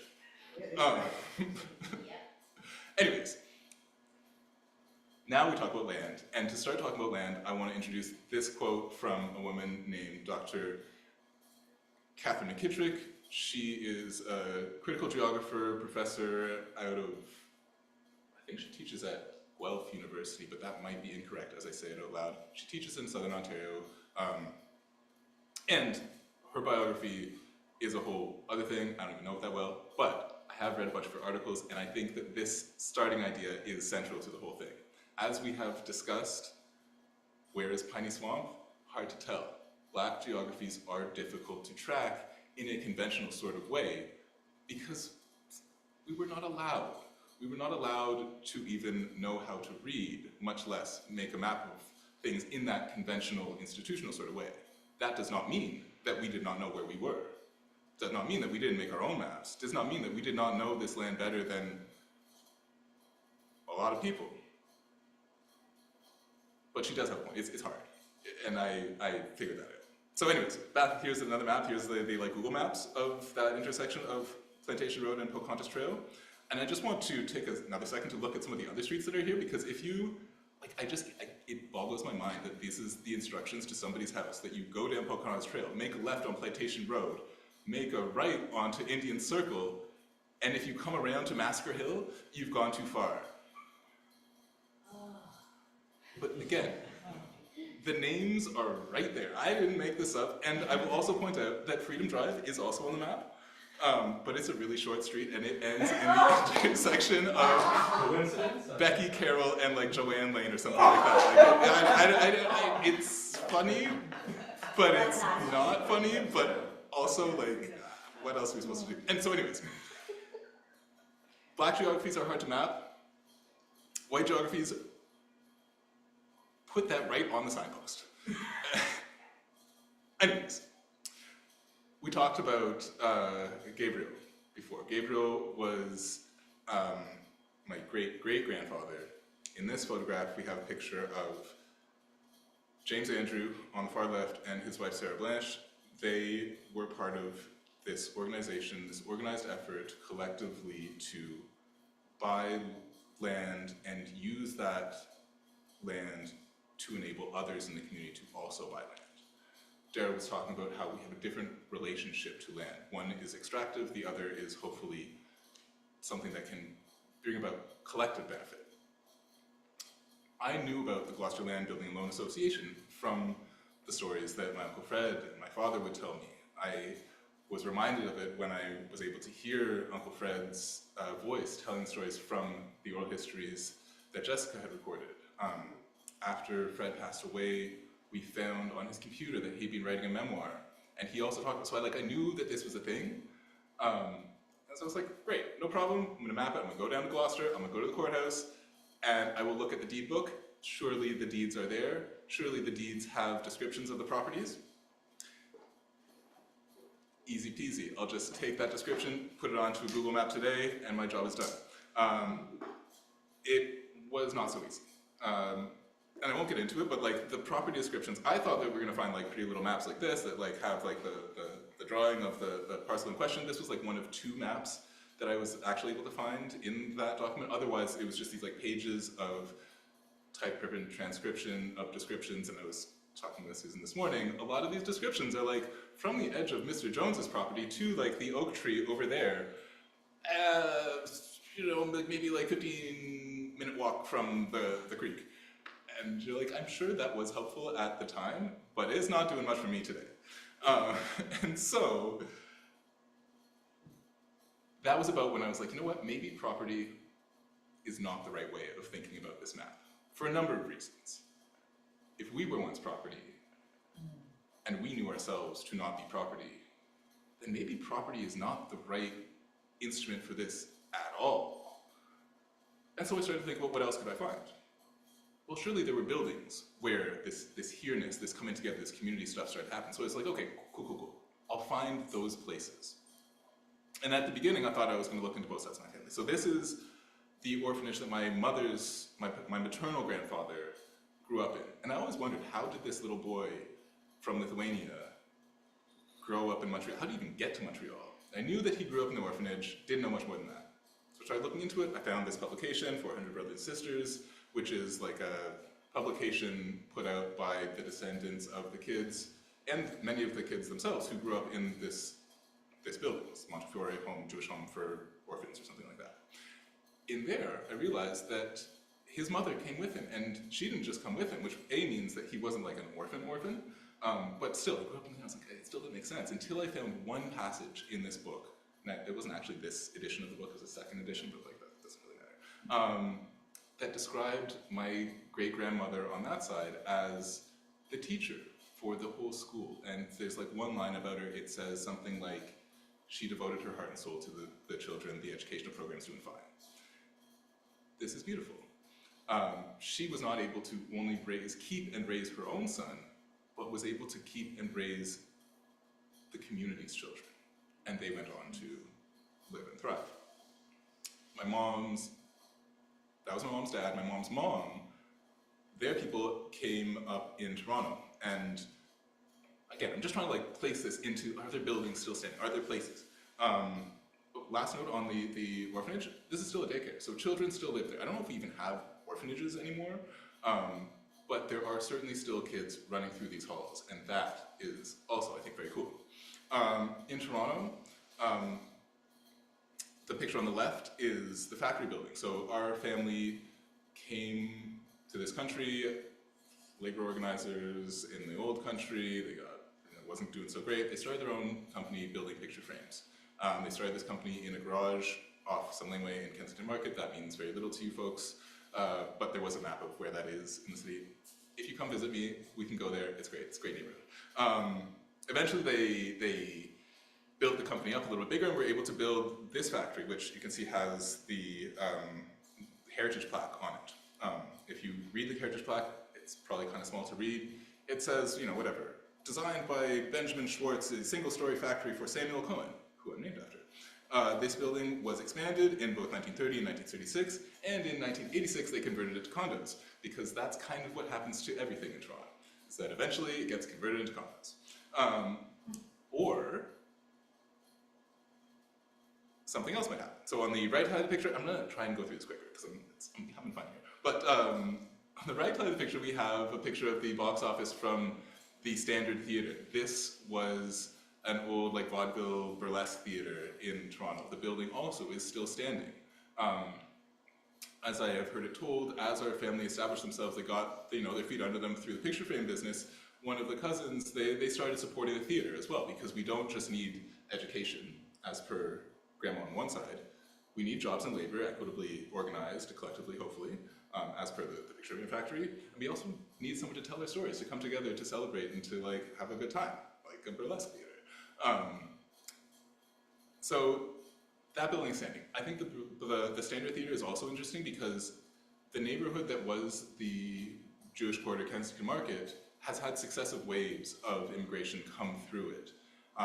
And you can kind of read these successive waves in the neighborhood. There's all kinds of Portuguese shops and tile work that is still around. There's all the Caribbean food and restaurants and shops that are down there too. And this is now like Chinatown as well. And so after it was the Standard Theatre, then it was the Strand, then it became the Golden Wheat Theatre, and then it was like a Hong Kong movie theater as well. So it had many lives as a theater of different varieties. Again, home for the stories, the people gathering, notably also a place of political organizing for multiple generations, multiple cultures, multiple peoples. Today it's a drugstore, because if it doesn't become a condo, it becomes a Rexall. Anyways, here we have a picture of this building that we're standing in right now. On the left is,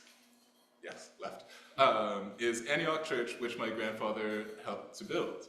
On the right, we have a picture of the church in Africville, Nova Scotia, which I ran sure of. I think maybe it was probably you, Daryl, who was talking about how, this idea that we go to the north and we can escape Jim Crow, we can escape white supremacy. If we can't, Boston's not further enough north, well, you can get to Canada, it'll be better there. And I tell you, it's not really better. It's different, but they will still demolish your entire community to make a highway and then not make the highway, which is what happened to Africville. There is a building here, I thought you said it was all demolished. Well, they rebuilt the church building as like an interpretive heritage structure, which is great, but it also would have been cool if they didn't demolish it in the first place. The last thing I'll say about this is that it struck me almost immediately when I went there that building looks a lot like this building. And so again, the similarities in the different paths of our journeys are very apparent if you care to look for them, if you care to see them. There are other markers as well. We talked about the Rosenwood School, the Woodville Rosenwood School, which is just around the corner. There's the Gloucester Agricultural Industrial School. Does not exist anymore as a building, but we know that that was another example of our community here, Black community in Gloucester, coming together to build these infrastructures of community. We might not have been allowed to, or they might have done everything they could to prevent us from owning property, to prevent us from reading, to prevent us from knowing ourselves as human beings, but I'm really trying hard not to swear. We did that anyways. And on the right there is a picture of my cousin Diane, who many of you I'm sure know, and Dr. Wes, as the renovations of the Rosenwald School were getting completed. As was mentioned earlier, it's being restored into an interpretive ongoing education site. The last place that I'll share with you today is this magnificent oak tree, Emancipation Oak, which is on the grounds of what is now Hampton University. And this is where I had another one of these light bulb moments. Maybe it's not property, maybe it's not even the buildings, because maybe the thing that I'm looking for is not written on a map, is not built out of stone and concrete or whatever building shows. Maybe the thing that I'm looking for is alive, like this tree that has stood here just outside Fort Monroe for upwards of 300 years. This tree is, I'm up here telling the story today, so I will tell my story. This tree is where Hampton University started, right? Like, as self-emancipated Black folks began to gather outside Fort Monroe, this was, we were talking about Gabriel and his effort to feed the Union. He was, I don't think he probably can't really speculate as to too much about what his motivations were, but I am confident that he was not just trying to feed the army, he was trying to feed his people. He was trying to feed his brothers, his sisters, his family. Again, back to that beginning, it's all about families. These institutions, whether they're an orphanage, a school, a theater, a job, this is what I do professionally, right? Like, I'm a city planner, this is what we're talking about, but so much of the time, my professional role is reduced to development approvals. How big can we make this building so that me as, not me, so that my client as a developer can make the most money? How much can I extract from this place? It's not exactly the same as plantation logic, it's not exactly the same as settler colonial logic, but it's not really different either. It's just an extension of that system. So land. Maybe the land is alive too. Maybe our relationship to the land is alive, and maybe that's what I was looking for this whole time. So again, back to that point I made earlier, maps are an abstraction. They can look like any number of things. I think this is the last slide for this part, but this is, again, another collision of my inheritances, my cultural inheritances. This is a Seder plate put together by a culinary historian from Virginia as well, Mr. Michael Twitty, who is also a Black man, who's also a Jewish man, who has reinterpreted the Seder plate. Again, this tradition that lives in the Jewish faith and culture for thousands of years, for knowing who we are and where we came from. We don't need a map written on a piece of parchment or whatever. What we really need is to come together, feed each other, and talk to each other, because that's what the Passover tradition calls us to do. Again, not exactly the same, but that's basically what the homecoming tradition is as well. When I was down here in 24 doing some of this research, I went to Shepherdsville, which is where some of my cousins still go to church, which is, I don't know, around here somewhere. I'm not from here. I don't know which directions things are. But Pastor Harris was the guest reverend that day, and one of the things that he said that stuck with me was that homecoming, at its essence, boils down to the idea that we've been away from each other for a long time, and we probably got some stuff to talk about it, so let's talk. And like, that's what that is. So some maps tell us that we need to stay away from each other. This is my land, that's yours, give me that, work this. Some maps are about zoning and real estate opportunities. Some maps literally feed us. Some maps keep us warm, some maps bring us together. That's the kind of map that I'm interested in. So now let's talk about letters. All of those thoughts sort of whirling through my mind, I was like, okay, what am I gonna do now? How am I gonna find this map? Where is it? And so I was thinking about what else have I inherited from my dad, from my uncle. My Uncle Fred, who passed away, and then a couple years later, my father passed away. And I already mentioned this, after Fred passed, not only did we have the oral histories, thank you Jessica, at Fairfield, but we found this memoir. He had not only recorded these orally, but he had been writing this stuff down secretly on his computer. We found this like WordPerfect 97 document. And it was like chapters. He'd written like pages and pages and pages of the oral history. So I had one written and oral account of our family from the brother who stayed here in Gloucester and made his life here his whole life. And then I also had a collection of letters that my father wrote. In the mid-60s, my dad was the brother who left. He went to Pittsburgh and then Philadelphia, and then he went to Yale Law School, but by now we're in like the mid-70s, it's like big Vietnam era war stuff. He did not, again, getting sidetracked, but to try and bring it back, more fabulous Black women scholars make the point, Christina Sharp and C.D. Hartman, make the point that we need a personal perspective to counteract that broad strokes abstraction of history. And so, on that note, one more little like sidebar, personal anecdote. My dad went to, one thing I found out doing all this, my dad went to Temple in Philly, apparently on a basketball scholarship. I did not know this at the time. He never told me this. He never thought that I would be like interested in that.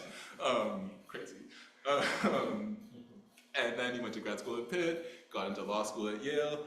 By this time, as I said, it's Vietnam. He didn't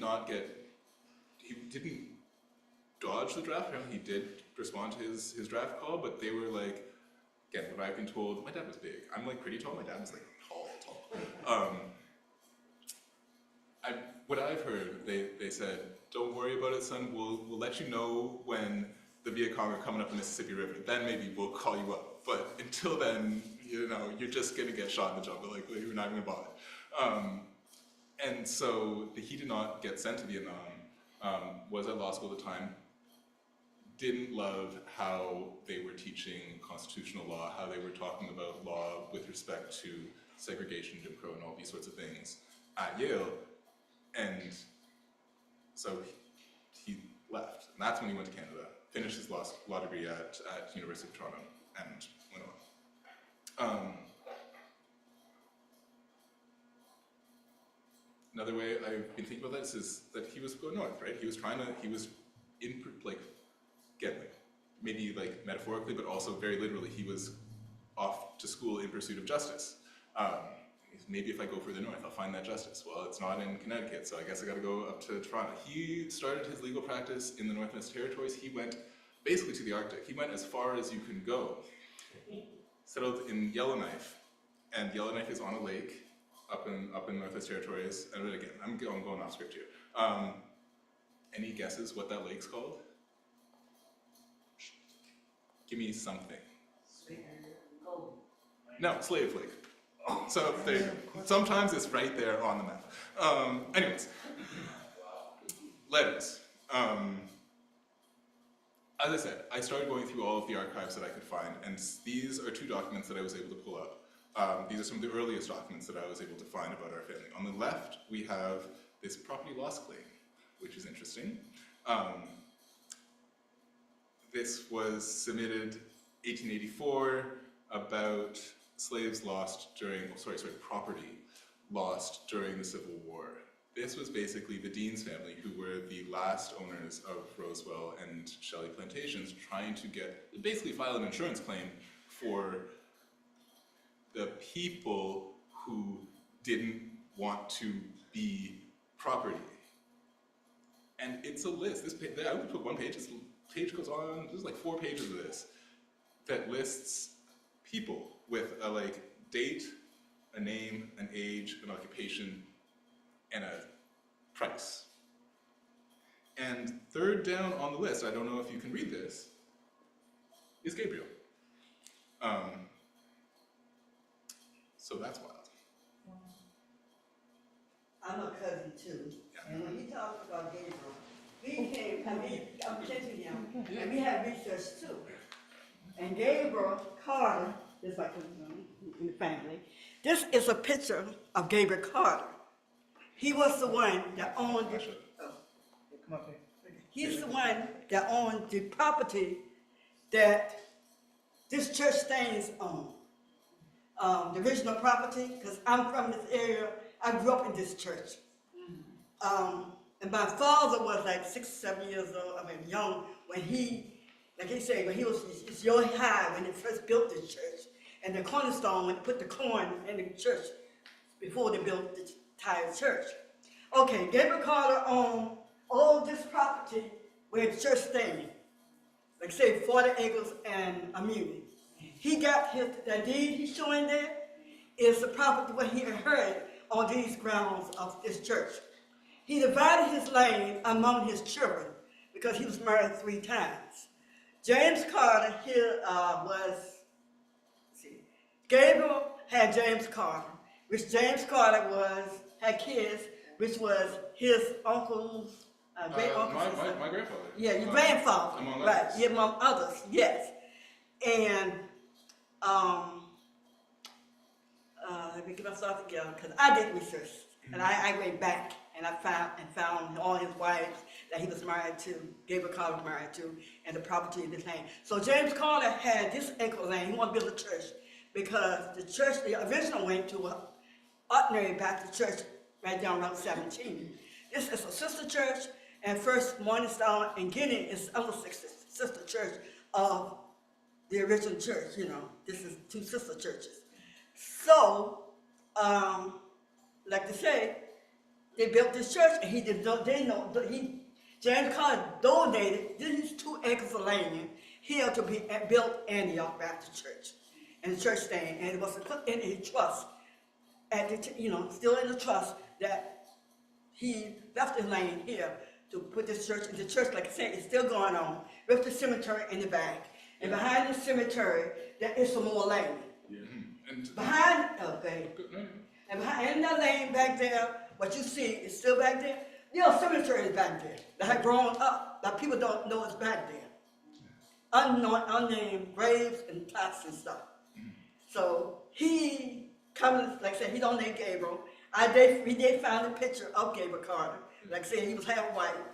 So you can look by his future where everybody can see him there. anyways, thank you, Sylvia. Yeah. But that's how it is. I grew up in the church. So I wanted to share, similar to the story that Jessica was sharing about the different versions of the sit-in at the drugstore. Here we have 2 different versions of Gabriel. One from, are you trying to, it's like, is the music happening? I gotta go. Gabriel, in the eyes of the Dean's family, is simply a line item on an insurance claim. In his own deed, it starts, I, Gabriel, of Gloucester County, head of a family and a household, am entitled to a home. Just in those 2 lines, we have vastly different interpretations of one person. I spent most of the time looking at my dad. My dad wrote letters prolifically, wrote letters his entire life. For the purpose of this research project, I had to scope it in somehow, so I was mainly looking at those letters from the mid-60s to mid-80s, between when he left Virginia and when he settled in Toronto. This is one from 20, I don't remember the date, but this is basically his letter to his friend John, who he wrote many of these letters to, basically eulogizing Uncle Fred. And about his brother, he says, Fred is regarded as one of the best black minds of a generation. Fred and T.C. Walker were Gloucester originals. Born roughly 100 years apart, or 100 years apart more or less, they both had primary interest in Gloucester County, Virginia. Both men regarded Gloucester as theirs, as did our father. Again, I see that here-ness, that philosophy of commitment to place, kin, and community echoing through all of these letters and all this time. So, quick word on Mr. Byland Walker and Mr. William Gibbons Price. These were, as far as I know, and this is borne out both in oral history and in the records that I was able to find, were the other partners in the Gloucester Land Building and Loan Association. You may also be familiar with the Price and Walker families because they were also champions of the education system pre-integration. And being big, fancy, important people, they either wrote about themselves or were written about in the academic literature later. T.C. Walker famously wrote The Honeypot Tree. And in The Honeypot Tree, he talks about this collective land banking association and this great thing that he did all by himself. The more I think about it, like, important man, one of the first black lawyers in the country, made all kinds of contributions, but I kind of get the impression he was an asshole. Like, I don't think that he was like cool guy. Mr. Price was also a prominent educator at the time. He was one of, I believe he championed the Cap-Hosick School and was able to turn that not just like an industrial and agricultural school, but began teaching humanities and university level courses there. He brought famous speakers and black intellectuals to Gloucester in his little schoolhouse in Cap-Hosick. So it's all to say that they made important contributions. I'm not trying to downplay them. Price didn't write his own autobiography, so he didn't get to write about how he was like the only person who was involved in this like great thing that he did because he's a big, fancy, important man. But he was a notable figure in history, and I found a dissertation that somebody wrote in like 2020 or something like that that talks about his contributions not only to education, but to this land banking organization and effort. And in that account, it is acknowledged that Price was part of a collective of unnamed others. We don't know who those other people were. But in the family history, what I know from Uncle Fred, the stories and his memoirs, we find out that Sarah, who was in that first picture, next to her husband James Andrews, who was the third partner in this land banking organization, she kept the record straight. She was the one who like made sure the thing worked. And she doesn't appear in any of these stories. It's just a story about these big fancy important men and their big fancy man stuff. But it should not be surprising to any of us that behind every man is a probably much smarter woman. And so that's, again, another way of sort of showing that it's similar to our story about the different versions of history from, even in the oral history about the sit-in. Different registers of history, you will get different versions of the same events. And so this is later in that letter from my father writing about his brother. And he says, I'll never live in Gloucester County again. By this time, my dad had had a stroke. I can tell his handwriting's really rough. It used to be much nicer. He was not well. And I think he knew that. He said, I'll never live in Gloucester County, Virginia again, but I'll never forget that one time I had a home. My home wasn't sweetness and light, but then again, homes never are all sweetness and light. Homes have thorns that sometimes draw blood, like the honeypot tree. Not only does a honeypot tree as a tree have big thorns, but again, my understanding of the honeypot tree, the one that is the titular tree in T.C. Walker's book, that was the tree that was at the slave auction site.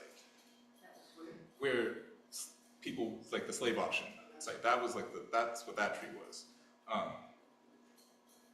So, you know, our stories are complicated. They're not always sweetness and light. Sometimes they are bloody and violent, but it's important to know a diversity of perspectives on the story, because how else are we gonna know who actually held this stuff together? And so this brings me to the last section about living memory.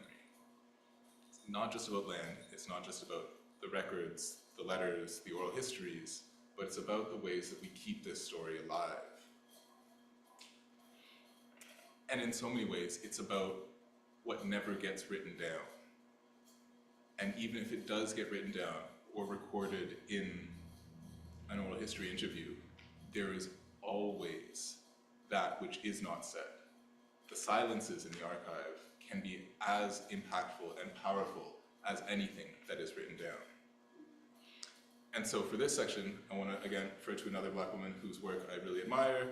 This is one of these names that I've like never had to really say out loud, so I don't, I'm probably mispronouncing it, but Newborse Philip, we'll go with that. Has this beautiful book that I'm reading right now. She says, is silence always negative? And are there contexts in which silence can be a positive force? I mean, you can read the rest of it, but I think that is another powerful thought that I want to sort of wrap up this little section with. And so I'm going to talk about another Black woman, my grandmother, who was also a teacher.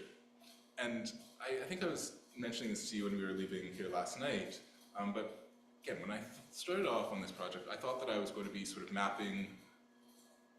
At a certain point, I was like, okay, I can't do this exercise for both my mom's side of the family and my dad's side, so I'm going to stick to the Carter side of the family. And in that case, I was like, okay, this is a story about the Great Migration. This is about leaving the South and moving rural South to urban North. And I look at my dad's journey as one of that, sort of on the tail end of the Great Migration as we think about these things, but that was like the idea as it began. But obviously, it goes way deeper than that. The more I think about it, it's not just a departure. It's also about how we make community once we get there, because there then becomes here, and also how we come back. It's a cycle of departure and return. And what I realized is that this cycle just kind of gets bigger. So my dad went to Yellowknife and back. He never quite made it all the way back, but I'm back here now. And in fact, he's buried just outside. His mother, because of the organizing that her husband, my grandfather, was doing with the NAACP, supporting Irene Morgan, with all these other cases, the business, funeral home business, was not doing great. And as we know, famously, they were organizing around access to education. She was a school teacher. She could maybe teach at the schools here, but what pay wasn't great. The boys could go to school here, but maybe the access to education wasn't as great. This is one of the, I think, points of contention with T.C. Walker. He actually represented the white school board against integration, because not only had he worked very hard to build the segregated school system, which I'll give him much credit for, but he sort of took it as a personal affront that we would want like an equal level of education, because that would suggest that his school was not as good, which is probably an objective truth, but he didn't like that. Anyways, I'm getting distracted again. She took the boys up to Philly. She could teach in the schools there, they could go to the schools there. But they would come back. And it was on the way back, oh, I didn't even mention this. She also, this question about access to education was not just a professional interest. She was also the first Black woman admitted to grad school at William & Mary. We have records of that. There are pages and pages and pages of not only the correspondence between her application and the school returning her letter. So this one, they acknowledge receipt of her letter. They hope it doesn't cause too much inconvenience, but no, you cannot come to school here. I love this when she writes back, that does result in very serious inconvenience. And I'll skip down the bottom. In view of the fact that the Supreme Court of the United States of America has handed down a very important decree pertinent to this kind of problem, may I ask you, sir, to kindly try again? Which is,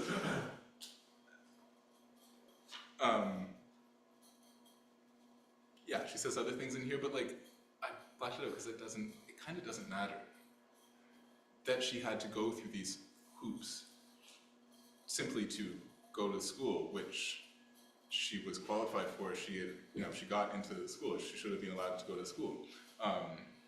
Didn't happen. So there's the exchange between her and the administrators, and then William & Mary also has all of their internal records about all of the like administrators talk to each other, being like, how can we not let her in? Like, give me a case. Like, tell me something. Like, they're clearly like panicking. It's again, would be funny, but it's kind of terrible. Okay, so I'm trying to wrap it up here. She was not just a problem for the University of William and Mary. And if you only knew about her based on what is in the archive at William and Mary, you might say, wow, this woman's a hero. She persisted. She was the first woman admitted to grad school here. But that's not all she was either. She also traveled the world. She went all over the place. She went to Russia, as I've been told. She like basically taught herself to speak Russian, went to Russia in like the early 80s, peak Cold War, because she heard they had Patrice Lumumba University, and she had heard that the communists believed in equality, and she was like, I'm gonna go see for myself. And I don't know what that trip was like. In the materials that I was able to collect, in the like among the family photographs, some of which I've showed, and there's reproductions over there and stuff, there were boxes of postcards, but all of the postcards were blank. She thought enough, I mean, maybe part of it was just like, I mean, you can see the palm tree picture, not from Russia, from another journey, but it's not exactly in focus. Like maybe she wasn't the best photographer and was like, look, I'm just gonna get the postcards for like the snapshots. But there's nothing written on them. And that is, again, compelling. If there was somebody who I would like to ask questions to, who I could have met through all this, to your opening remarks, like we can't talk to the people, our ancestors, but they talk to us. Well, I have these documents, but I just have more questions. So if there's somebody who I would have liked to speak to, even though I'd met her as a young baby, I have so many questions. And these postcards sort of inspired the last thing. So last story I'll tell is about Tree and this journey back and forth from Philadelphia. So one day she was coming back with the boys at probably the end of the school year, probably around this time of year, really, coming back this summer for homecoming and all of that. And wouldn't you know it, they asked her to get to the back of the bus. And again, I don't know exactly how this all went down, but she was not going to go to the back of the bus. She said, no, I know about the case law. I know about the organizing. This is illegal. You cannot make me do that. But she needed to get the kids home. She had these two little boys who happened to be my father and uncle, who were like, I don't know, this picture on the top right there, where these guys looking very sharp, is probably in Philly around that time. So you can see how young they were. She was faced with a dilemma. Do I get myself arrested so that we can prove the point? Because the Irene Morgan case was interstate, was a federal case. It was a Supreme Court case decision. So the law had been set at the federal level, but it needed to be established in every state for it to actually come into effect locally. So there she was. Great opportunity to push the case if she would just concede to getting herself arrested. But then who knows what happens to the kids. She eventually came home, and again, it's one of the stories that's in the oral history that Jessica has recorded, but my Uncle Fred talks about sort of, they were supposed to be in bed because it was late, they were already, but he was like, sneaking down the hall listening to his parents argue about what is the right thing to do here.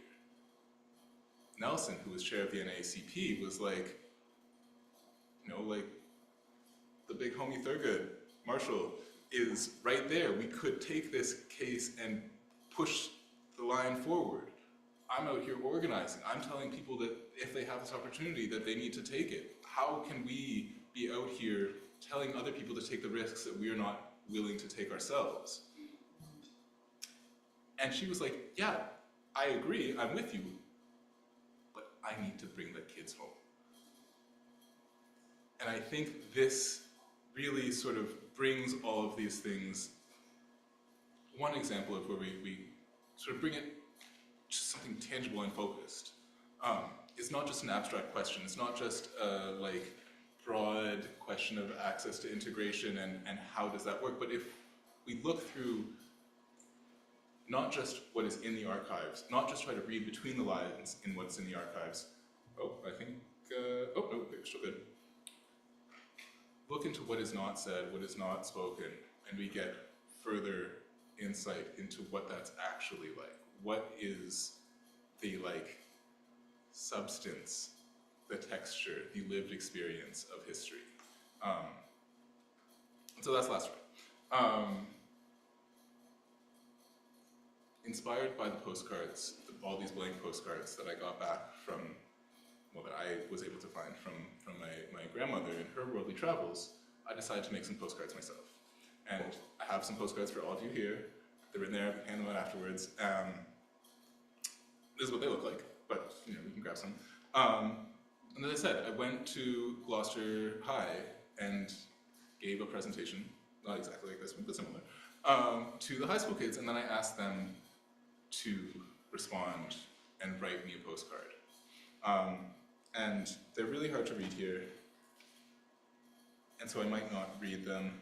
Maybe I'll try and read one of them. So I basically asked the kids, what makes you think about home? If you're far away, how do you ground yourself? How do you come together as a family? What does that map of your culture and your community look like? What does it taste like?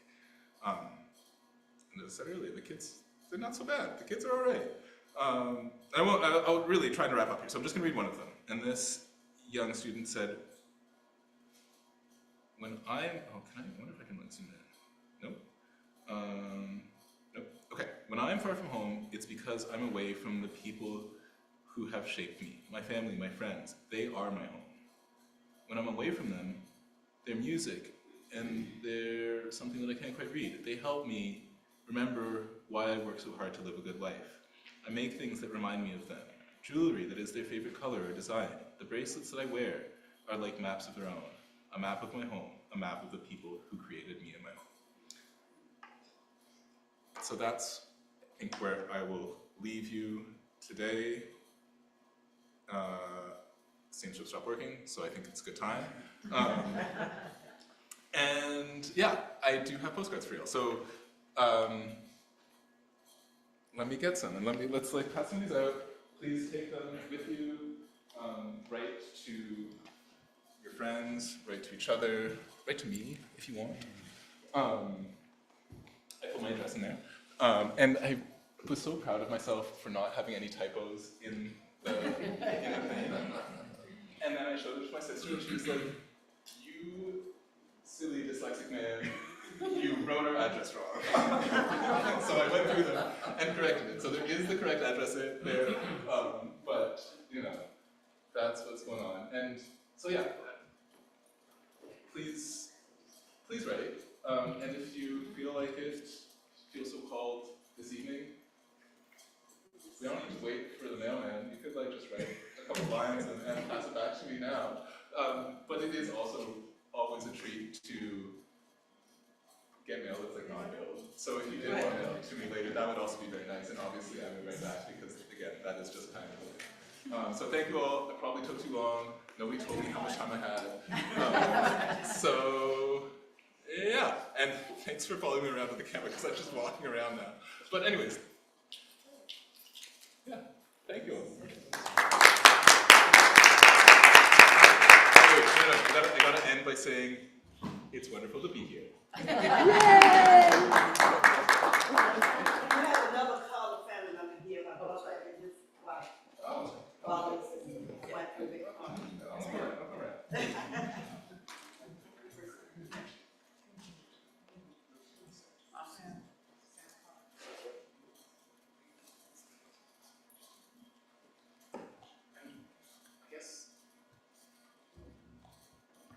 Talking too much. But the last thing I'll say is that I did put some photos on the table there for folks who are in the room who want to take a look there.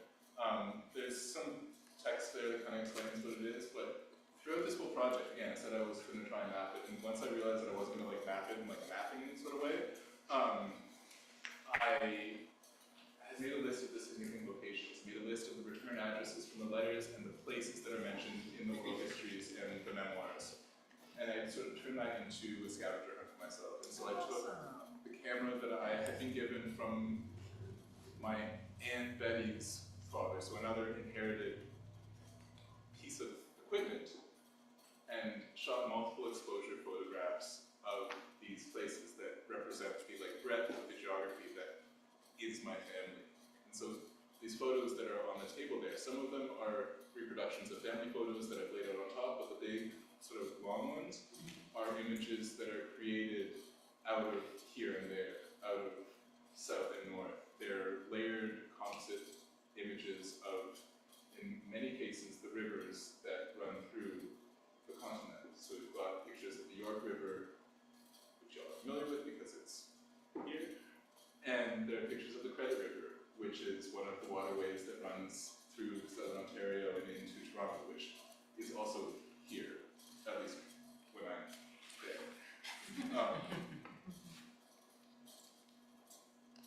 And that is actually there.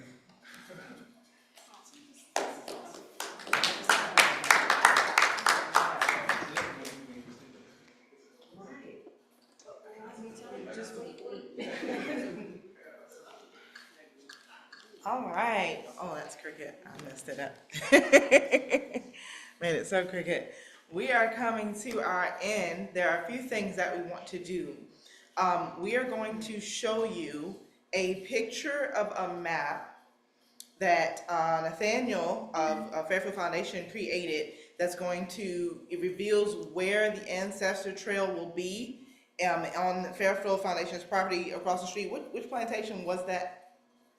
Park Fairfield. It was Fairfield Plantation. Yes. Thank you. So across from us, across from Antioch, was the Fairfield Plantation, which is now stewarded by the Fairfield Foundation, and they are going to create an ancestor trail going through it so that we can actually walk, meditate, pray, heal, reconcile, just remember who had been on this land before. And Antioch will be the location where people can park their cars, can find out more information, can come in and get some prayer if they need to, those type of things. And so there'll be that connected relationship as we go forward. And so what we're going to do is we're going to look at that map. So you'll see where it is. I kind of just picked a little bit. I'll say a little bit about, what's happening with that map and where it's going to be. Then we're going to hear a song again from the Descendants Choir, same event that we had been at. It was the blessing of the ground for the structure that was reminiscent of where the slave quarters would have been that was the Rosewell plantation, right? On the Rosewell plantation. And so we look at the map, we're going to hear the song, which is the Black National Anthem, which is what we sang at the end of that dedication of the land. And then earlier, Elder Denise asked me, were we going to sing the Aaronic blessing at the end? She is our cantor and leads that. And I said to her, I'm not sure. Let's wait and see. And so I do think, because Sam actually included his whole history, his Jewish and Black history from both of his parents in the video, I think it is appropriate that we hear the Black National Anthem and then we sing the Aaronic blessing, which comes out of Numbers chapter 6. And to help you understand the ministry that now stewards Antioch, the Truth and the Spirit, we are Messianic. And interestingly enough, the pastor, the two pastors and leaders who were here before us, we were there covering near the end of the time where they were leading ministry. So Medina and Leonard, we were covering them, and they were shifting and becoming Messianic. And really, when we look at all that we're doing here, the reason we worship that way is for the same reason. It's going back to the foundation, going back to the roots. In the first century, Jews and Gentiles worshiped together. There was not this distinction and division that you see now between Judaism and Christianity. The faith that we share as believers was considered a sect of Judaism. They were called followers of the way. You couldn't tell a Jew from a Gentile because worship was all together and all the same. The biblical feasts were kept. The seventh day of the week was considered the Sabbath day. It wasn't until later on when Roman believers started to outnumber the Jewish believers Paul saw it coming in the first century. That's why he wrote that letter to the Romans. In Romans 11, he said, don't be arrogant, don't be afraid. You don't support the root supports you. And later on, we see centuries later, Rome does become, in fact, arrogant and pulls away from the Jewish roots of the faith, and you see Judaism and Christianity diverge when that is not where they originally started. And so what we do is going back to the foundation. It's like we go back to the foundation of the history in the region. We go back to the foundation of faith, welcoming everybody.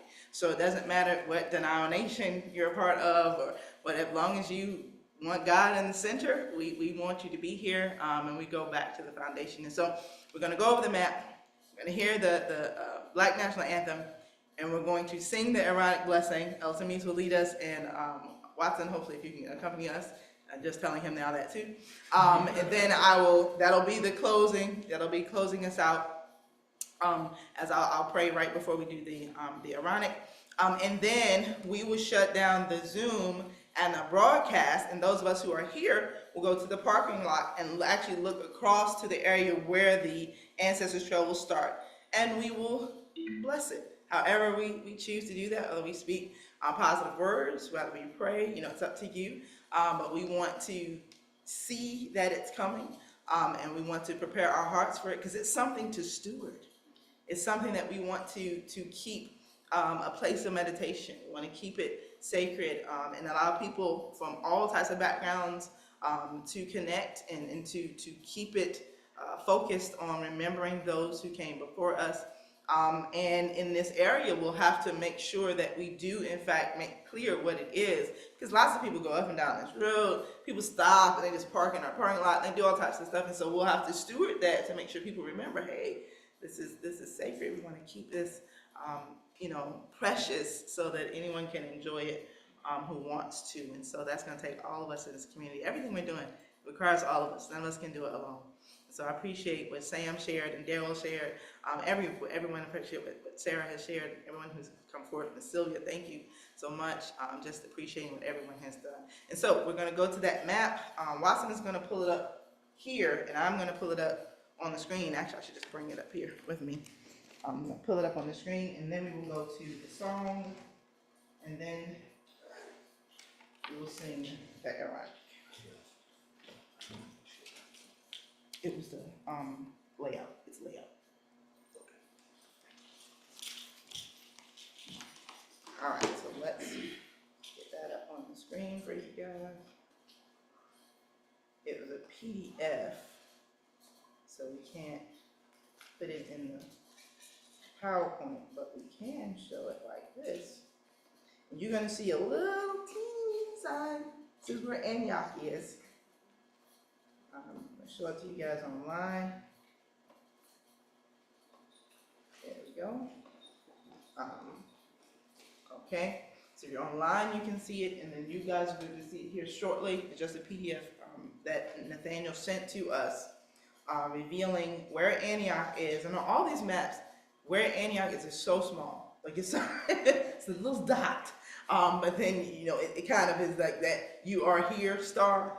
Then we can see where everything else is in respect to it. And so that'll be coming up shortly, so that we can kind of help you guys see where we are and where the trail, the prospective proposed trails will start out from. And so just to give you kind of context, which you're going to see shortly, is if we were standing in front of Antioch and looking across the street, that's the direction where you're going to see the dotted lines is where the trail, the proposed trails would come forth.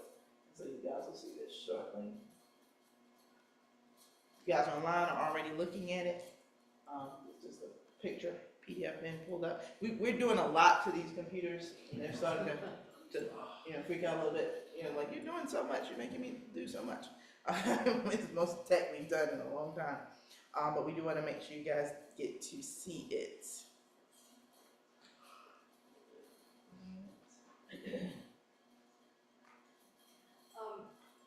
Yes. Maybe you could say a little bit about the signs that we got with their, Oh no. talking about the ancestors. If you could come and tell us about the sign, I don't know a lot about the signs. Okay, well, along the trail, like most trails we walk along, you will be able to stop and read about some of the ancestors, some of the folks who lived here in Piney Swamp, this community in the past. So, and we haven't defined who those people are. So I think Gabriel Carter will be one. But there are other folks probably in the community that we need to recognize by including a sign and a little bit about them. Absolutely. Yeah. Thank you so much. And also what you're doing. You want to tag on to that? What? And Yes. along the trail, then Marquita is going to be the initiator, I guess, of another initiative to put some areas, some For prayer and meditation. meditation areas. Yes, I believe the area churches, each one of us should, donate an area. So along the trail, there'll be, this church, that church, that church. And so people can not just walk, because, one of them is just a fifth of a mile, like the first part of it, but another one is almost a mile. It's like 6/7 of a mile, 6/7 of a mile. So, you're walking, you're meditating. This is, a pretty long trail. But if you have benches and areas of reflection, then you can pause, but then you can also remember that there is spiritual support throughout this community. That if you're reflecting, you're like, hey, I need to be in the house of God. I want to connect with some of these churches. The names are right there, and these areas are right there along the trail. And I believe that's something as a community we could come together and do. And so I know actually what we'll do, Watson, if you're able, because they can see it online, if you're able to go to the video, and then I'm going to turn this around so they'll get to see you guys as beautiful faces, and you'll get to see this small picture. Let me see. It's a little bit. What you'll see there, right there, Antioch is here. And then you see there's a little red dotted lines is where it'll start from, kind of one spot right in front of Antioch going this way. Those are proposed trails, and then going straight back. There's a trail that already exists near other end of the street, and it'll go all the way through there. You'll see those dotted lines. These are the proposed trails. When we go and stand out there, you're just going to see trees and brush. But that's what's going to be cleared out, and we'll be able to walk through. And so we don't want to walk through it now because it isn't cleared out yet, and so we don't want any challenges. But we want to stand in the parking lot and kind of look toward that area. And how long, and is it a loop or a destination, or you walk out and back? It's a loop, and and it's also a destination if you want to walk further. There's the loop so that people can stop and meditate and read the signs and such. And then another for people who have the desire to walk a little further. And the straight out and back loop, straight out and back part of the trail is an original property line for Fairfield Plantation, Carter's Creek then. So. Is there a groundbreaking date and a finalization date? No. Okay. We know it's coming. We know it's coming. All right, so we're gonna try to get this song up for you guys. 1 second.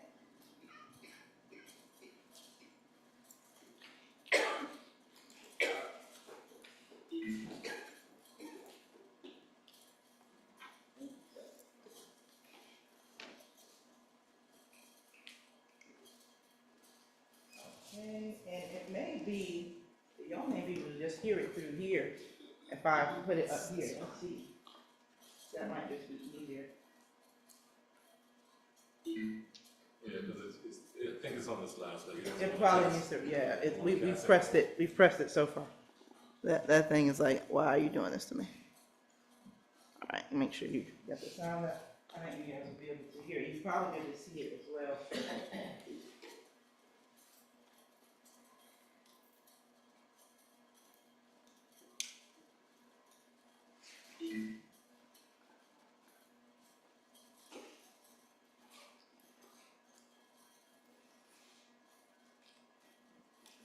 Is it you?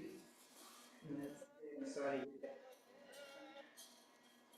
I'm gonna take it while the getting is good. It came up. Oh, no, they have started.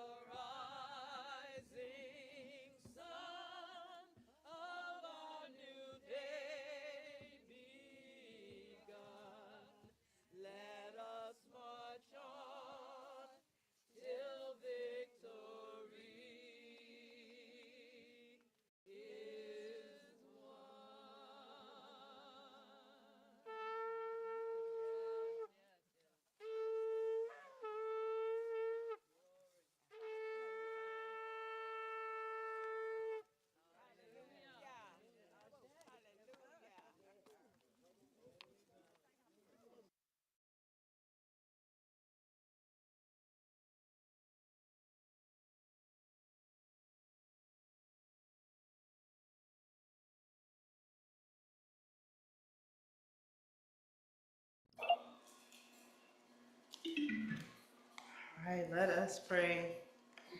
Father, we just thank you for a time to come together in your presence as community. We bless you for our differences and how you allow those differences to create something that none of us could create individually without each other. We thank you for each person who contributed, each family that's a part of the history of this region. And we ask even now that you continue to bless our fellowship, continue to bless all these partnerships. We thank you for blessing the families to continue in this region and to share their story, their foundation, the importance of their history in this area. We thank you even now, Lord, for guiding us as we go forward, as the Fairfield Foundation goes forward, and Truth in the Spirit through Antioch and all other ministries and organizations in this region go forward to really make us even more of a community, being thankful for the past, honoring the past, and looking forward to the future together. We praise you for that even now. B'Shem Yeshua HaMashiach. In Jesus' name we pray. Amen. So ultimately, if you would come, I will sing with you. And Martinez.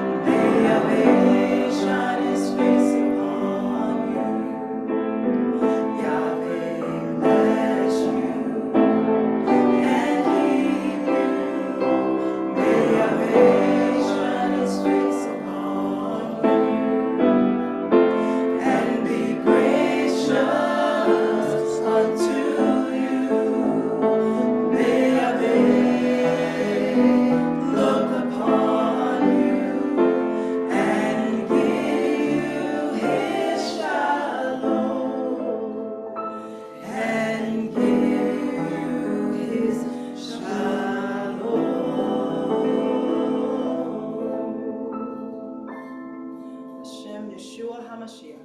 In Yeshua's mighty name we pray. In Jesus' name we pray. Amen. Amen.